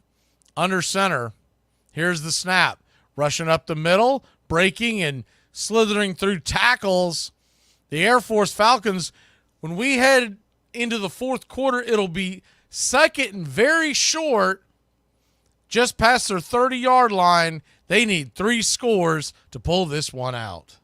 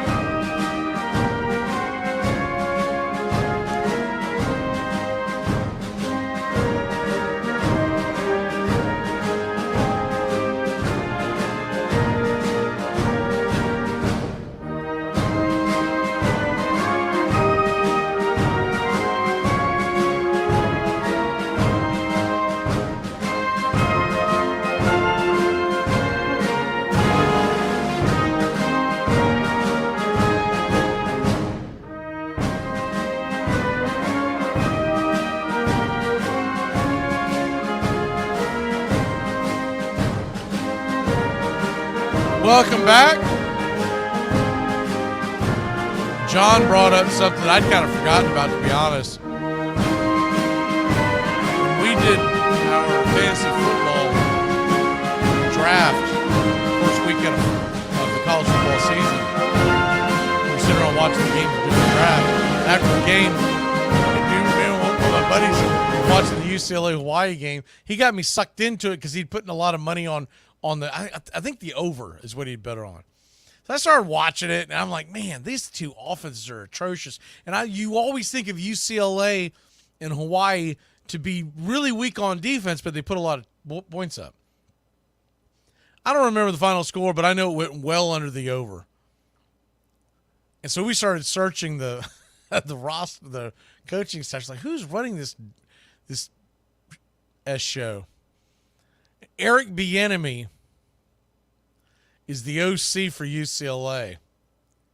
And I saw that like, man, he left the Chiefs to go to the Commanders, get fired from there because the whole staff got fired. Remember, he was always up for head coaching jobs, but he wanted to go prove he could do it elsewhere. So he leaves. Chiefs keep doing Chiefs-type things because we all know it's Andy Reid doing the thing. He leaves, and now Kingsbury has got the Commanders' offense looking like a well-oiled machine, and he's out there at UCLA.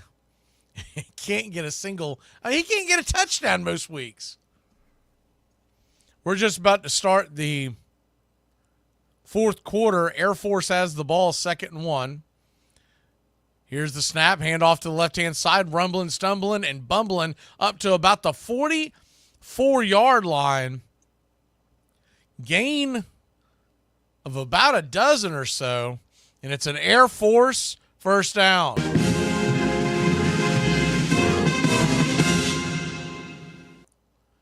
Good piece of running there. Terrence Gist. First and 10. Shotgun formation. Hayes takes a snap. It's going to be a keeper. He will maybe get past the line again.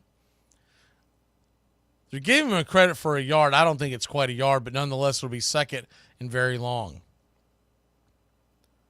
Texas A&M pounding Missouri 34-7, 13 minutes left in that one. That's one of those ones Missouri's just going to have to chalk up and say, go back to the drawing board. Whatever they did today didn't work. 2nd and 9, shotgun formation rolling out. Hayes hits his man down the right-hand side, and it's going to be a huge Air Force first down. He's right outside the red zone with that catch.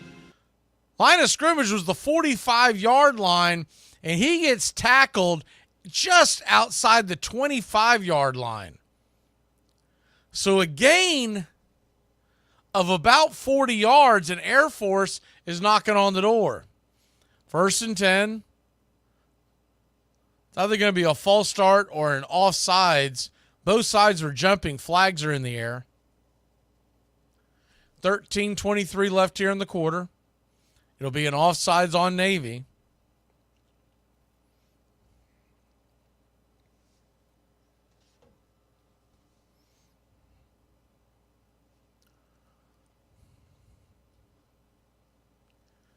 They were drawing them off. Navy was pointing.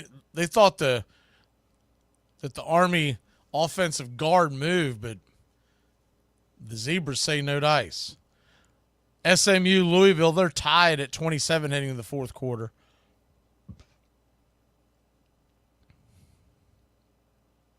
First and 5. And the clock is winding down. Are they getting is that a delay of game, or are they going to have to use a timeout? The clock is at 00. It appears that they got a timeout just before the clock expired. We'll take a real quick break. When we come back, Navy holding a 20-point lead, but Air Force is knocking on the door.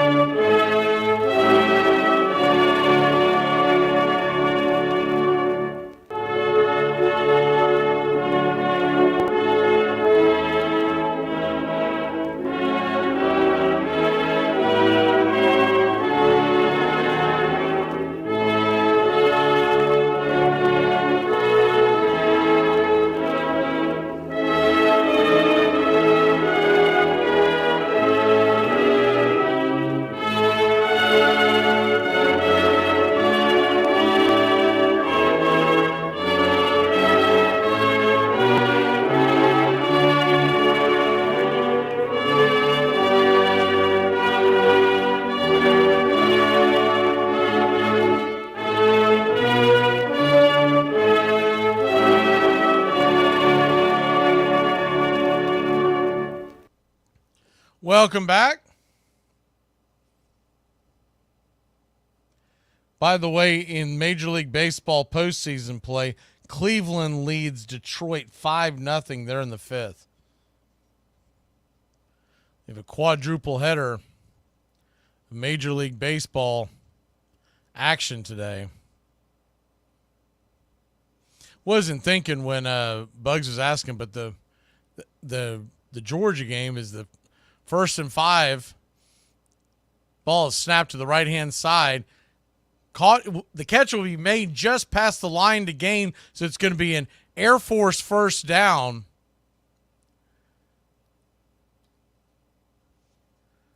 Air Force, number 21, Cade Harris with the catch. And they're inside the red zone for the first time in a long time. But once we finish this, we're going to fire up the Mets-Phillies over on Cover Country Radio. That'll be the 3D scoreboard. First handoff is up the middle. And probably about a 5-yard gain once again going to Harris. He's second and very manageable here for the Falcons. Ball at the 10-yard line. Second down.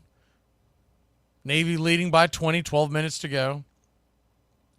We're going to put the Major League Baseball scoreboard up over on Cover Country. Anyone that wants to join in on that today.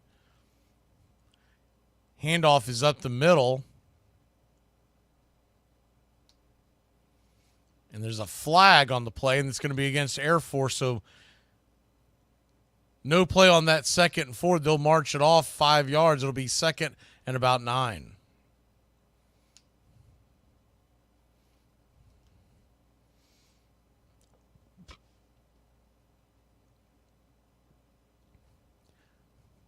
I've got to run out of studio after this game, but I'll be back somewhere around the 5 o'clock hour or so,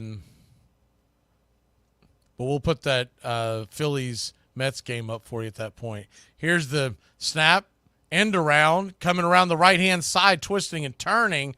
Maybe a 3-4 yard gain. A lot of dancing around to not get very much, and it's going to be 3rd and about 5. Slow developing reverse coming all the way from the far side of the field, and it was a double pitch, and by the time he got back over to the right side of the field, the short side, Navy's defense had closed in on him. 3rd and 6, ball at the 12-yard line. Here's the snap. He's going to keep it, go up the middle, and he'll get just past the line of scrimmage. 4th and about the same, 4th and 6, maybe 4th and 5. You got to figure Air Force is going for it, trailing by 20 with just over 10 minutes left in the game.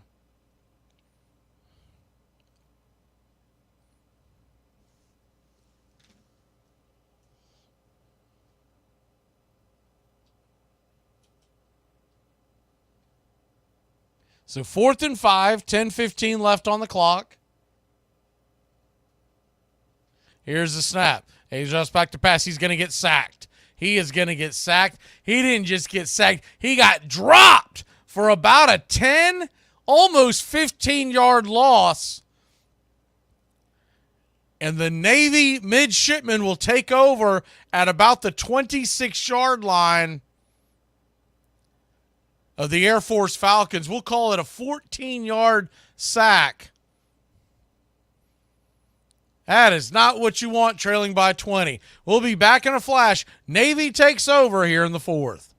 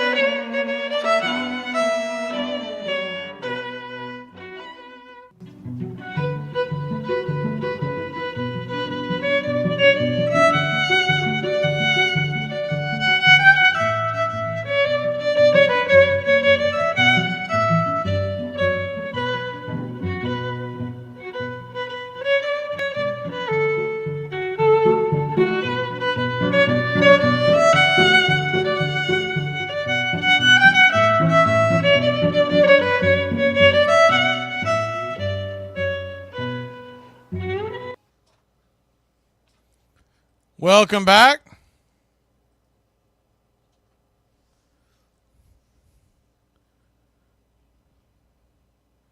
Yeah, TJ, I agree. I think it would be really cool to see a service academy in the 12-team playoff.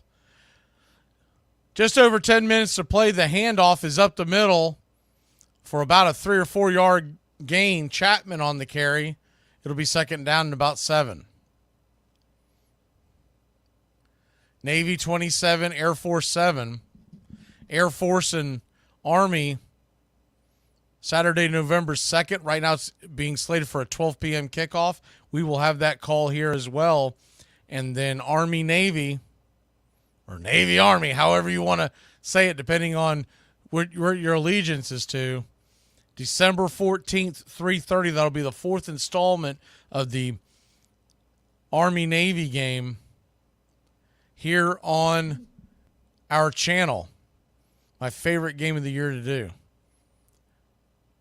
2nd and 7. The handoff is up off to the left-hand side. He's going to make a couple of misses. Go down the right-hand side, and that's Heinrich. Heinrich's rumbling, stumbling, rolling. He's all the way in to Air Force territory at the 15-yard line. Holy cow. He broke out like a bat out of hell down the right side. The handoff was to the left side. He made a couple of cutbacks, and the next thing you know, the over pursue of the Air Force defense led to a 57-yard run by Eli Heinrich. 100 yards rushing on the day for Eli. What a game he has had. 100 yards rushing, and he has 100 yards receiving as well. 1st and 10, and the handoff is on the right-hand side.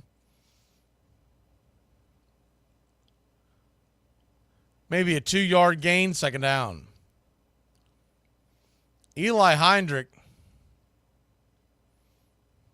who has caught 5 touchdown passes this year. If he played for a Power 5 school, they'd be talking Heisman for this kid. 2nd and 8. Pistol formation, man in motion. Here's the snap. The handoff up the middle and diving ahead for about a 2-yard gain. Be 3rd and about 5 or 6. Navy well within field goal position. You got to figure they're going to keep the ball on the ground. If you just kick the field goal here, the game's pretty much out of reach, no matter what you could pull off. Navy 27, Air Force 7. 7.5 minutes to go.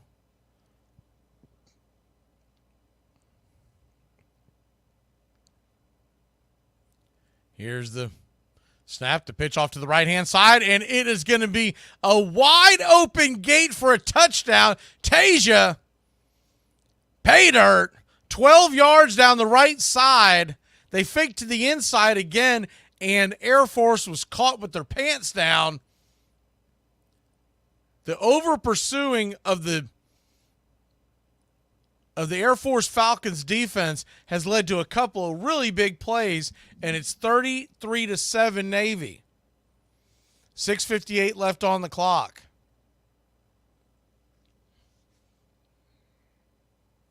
We'll hit the out-of-town scoreboard here in a second.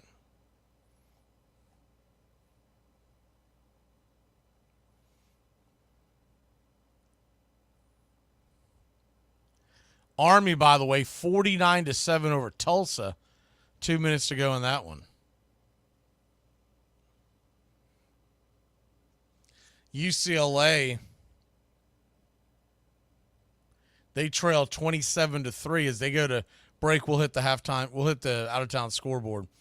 UCLA trails 27-3. Remember, they were getting 29.5, so they're covering the spread right now.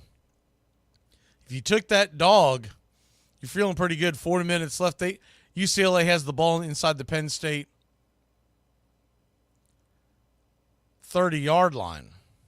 A&M all over Missouri. Missouri was getting 2.5. That game was cooked. 41-7. Aggies over the Tigers, 9 minutes left. SMU, Louisville, tied up at 27 apiece. They're in the fourth quarter, 10 minutes left. Wisconsin, boat racing Purdue, 52-6. 6 to go in that one. Northern Illinois cling to a touchdown lead over UMass. 3 minutes left in the fourth. Virginia's come all the way back, trailing 14-3. They now lead 24-14. 4 minutes left in that one.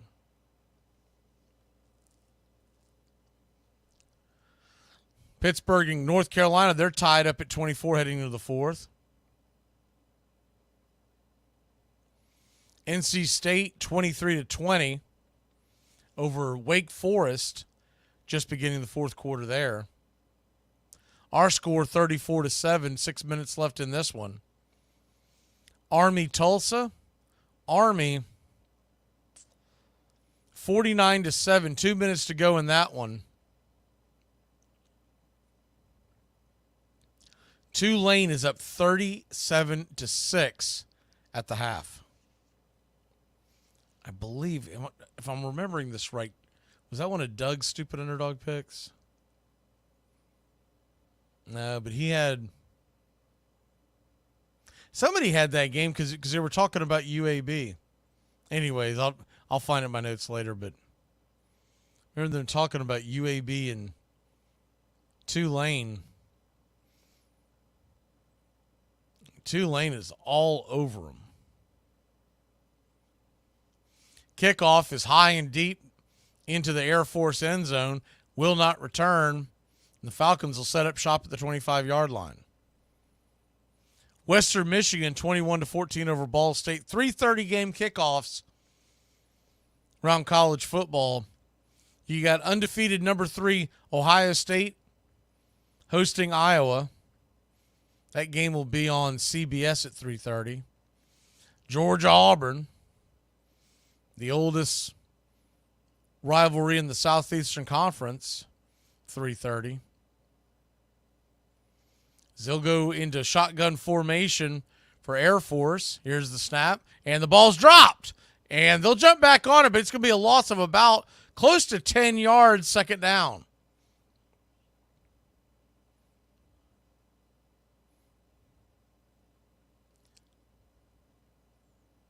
Just a terrible exchange. Air Force was trying to just run the ball up the middle. And instead, they're going to be pretty nice with the spot. It's only a 6-yard loss. Look more like a 8 or 9. Snap taken and kept by Quentin Hayes. He rolls off to the right side, loses a couple. It'll be 3rd and long. It was Josh Johnson that dropped the ball, by the way. Didn't appear to be the quarterback's fault, but you never know an exchange like that. Someone zigged when they're supposed to zag.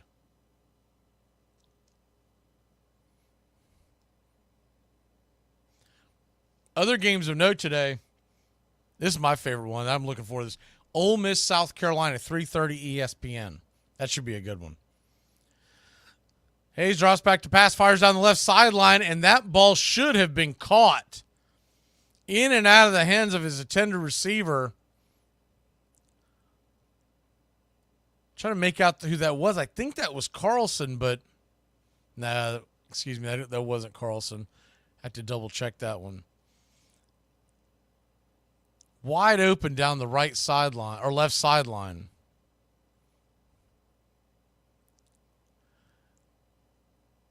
And that would have been easily 30-yard catch. Hit him right in the hands. Cameron Breyer, he just came into the game, senior out of Washington.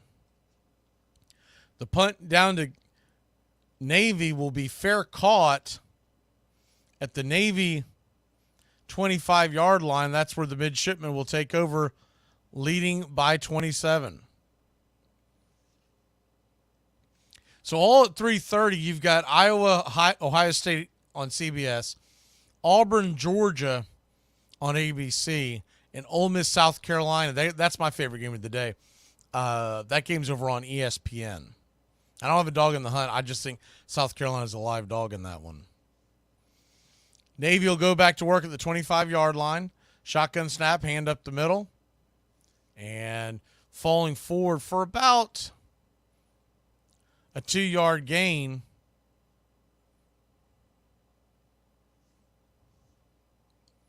It'll be 2nd and 8 for Navy after Shane Reynolds' 2-yard carry. Other games of note this evening in college football. Well, at 4:15, you've got Alabama Vanderbilt. That's a sticky situation. If you're an Alabama fan, don't take that game for granted.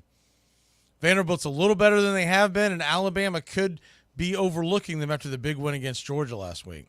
2nd and 8, the snap is to the right side, pitches it wide, making the catch and run is Amin Hassan.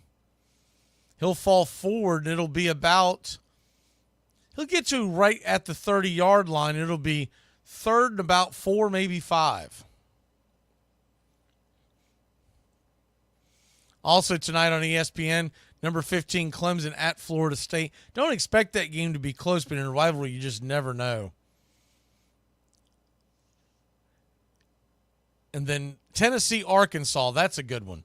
Tonight, ESPN, 4-0 Tennessee at 2-2 Arkansas. Tough place to play. 3rd and 5, the ball is handed up the middle, and they will get stopped. Navy will for about a 2-yard gain maybe. Shane Reynolds, it'll be 4th and about 3, and you would think that the Midshipmen would punt. Michigan, they are at Washington tonight, 7:30 on NBC Peacock. That game is about a pick 'em. Navy's taking a quick break, so we will stay right here with you on the scoreboard. USC at Minnesota. Now, USC only fell to number 11 in the country. I'm not sure if I agree with that, but they better have an impressive showing against Minnesota. That is not a good Minnesota team. And this is going to be back-to-back weeks that they're going to be out in the Midwest. You're going to start to see what kind of a toll that takes on these West Coast teams playing in the Big Ten. It's funny, I saw a guy out of Vegas. He was doing his pick'ems this morning, and he was making such a big deal about the fact that the ACC has expanded from the Southeast all the way out to California, where Miami's going to play Cal. And he's basically bashing him for it. But he didn't bring up nothing about the fact it's Southern Cal, UCLA, Oregon, Washington. They're all in the Big Ten now. There's really not that big a difference. When you get on a long plane ride and you go from Southern California all the way out to Rutgers, the hell's the difference between that and going from Miami to Cal? Not much. Florida needs to get a win tonight. They're 2-2. They're at home against Central Florida. That game is at about a pick 'em. Central Florida is coming off an embarrassing loss against a very subpar Colorado team. So you wonder if Central Florida may go in there and get another W on. If Florida loses that game, the fire Billy Ball is going to be in full effect. We're back from the break, and Air Force, after the punt, will take over at their 30-yard line. Punt of about 48 yards, a 9-yard return from Brandon Engel. There is a flag on the play. Later on tonight, you got Duke at Georgia Tech. And then one of your better games, Miami is at Cal. Miami's coming off the game that they were given by the refs against Virginia Tech. We'll see if they can go out there to California and get a win. California, very, very subpar offense, kind of like UCLA, but their defense is darn good.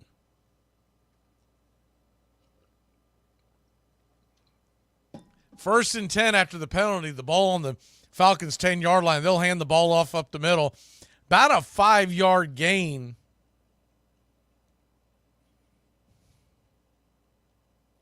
It'll be 2nd and 5. Tyler Latham on the carry. Second, we'll call it 4.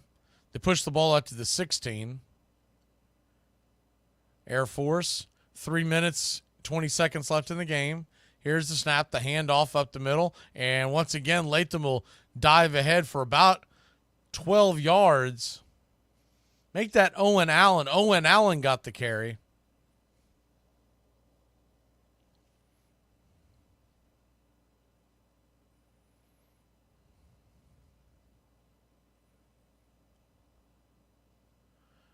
Under center, 27-yard line. Here's the snap. Hands it off, pitches it out to the right. Rolling over towards the right-hand side. Going to get clipped for he'll get about a 3-yard gain. But it'll be 2nd and about 7 with 2 minutes and 30 seconds to go. Quentin Hayes making the pitch out there to Caden Cloud. Clip Farm says he was out at the game. Yeah, we've seen it firsthand, Clip. They had an opportunity early in the game to stay within reach, but it was just mistake after mistake and not being able to push the line.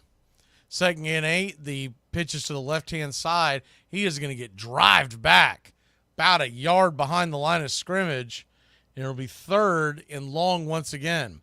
They've been playing behind the sticks, as they say, all game long.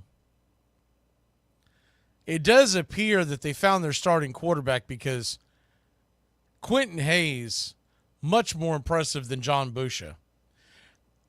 They're going to take a quick timeout. We'll take it with them. We'll be back in a flash here on BCR Commander-in-Chief's Trophy, game number 1.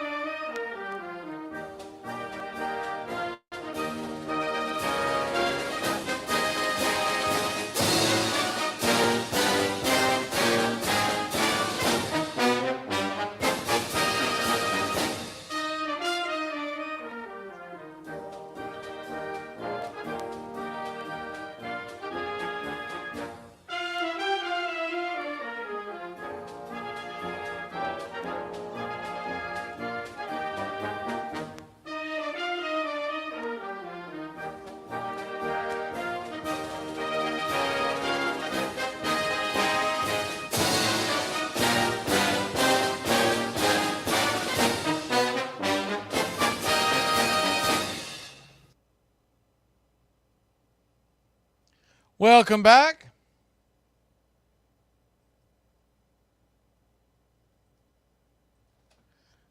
Navy with a comfortable lead here.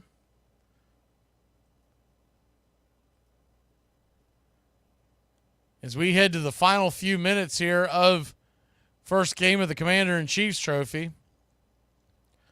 Army Air Force, November 2nd.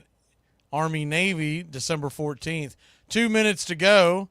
And shotgun snap, and Quentin Hayes is going to take a keeper. He's going to rumble all the way up to the 45-yard line, and it is an Air Force first down.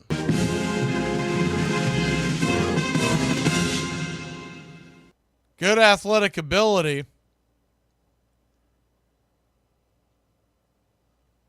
Not sure if that's something that they're going to be able to build off of for an offense, game in and game out, but he definitely gives you a different wrinkle. 1st and 10 under center. Another keeper by Harris. He'll run off to the right-hand side, gets up to about the 49-yard line.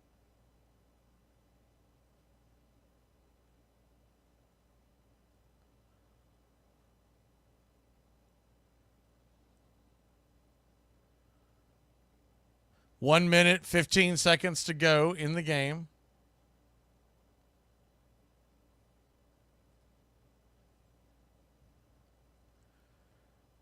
Second and 7, drops back to pass, and Harris rambling, scrambling. He'll dive ahead for maybe a 2-yard gain. Will be 3rd and 5. He's got to get down. He's diving forward and leading with his head. That's not going to turn out well.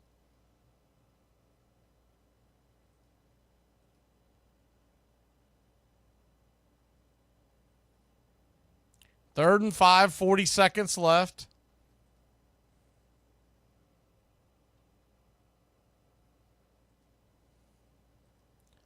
Harris under center. Man in motion. Here comes the handoff up the middle. Maybe a 1-yard gain, and it'll be 4th down. I would think that'll do it. I can't imagine that they're going to snap the ball. 20 seconds left in the game. Navy will not use the timeout, leading by 27. It's 4th down. Air Force is lining up like they're going to run a play. I can't imagine why. They will drop back to pass. Harris scrambling to his right, and he will get out of bounds, and that should end the ball game. May or may not. It looks like he actually did get a first down if you're scoring at home, but that'll do it. 34-7, an absolute drubbing by the Navy midshipmen. Game ball. Well, I think it's a no-doubter here. Eli Heidenreich, 6 carries for 100 yards and 5 catches for 101 yards. 216 yards on the ground and air. Though Blake Horvath did score 2 touchdowns, I think we give it to Eli. Eli was all over the place, making big blocks, big catches, big runs, and Navy will prove to 5-0. Army won their game 49-7. They will go to 5-0. And so we head to next week and we see what with Navy and Army both still undefeated, this is going to become a national story. Kind of went under the radar this week. No one really talked about it much. I think you're going to see it start to swell. And if they can both be undefeated, man, would that be something if they were both sitting undefeated, because they both have shots to beat Notre Dame. Notre Dame is not unbeatable, not this year. And so Army-Navy will start looking for each other in December like they always do, but this time it could mean a little more.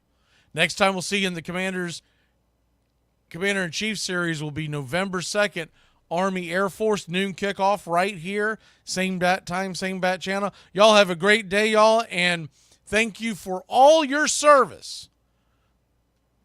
Men and women, whether you are still or former,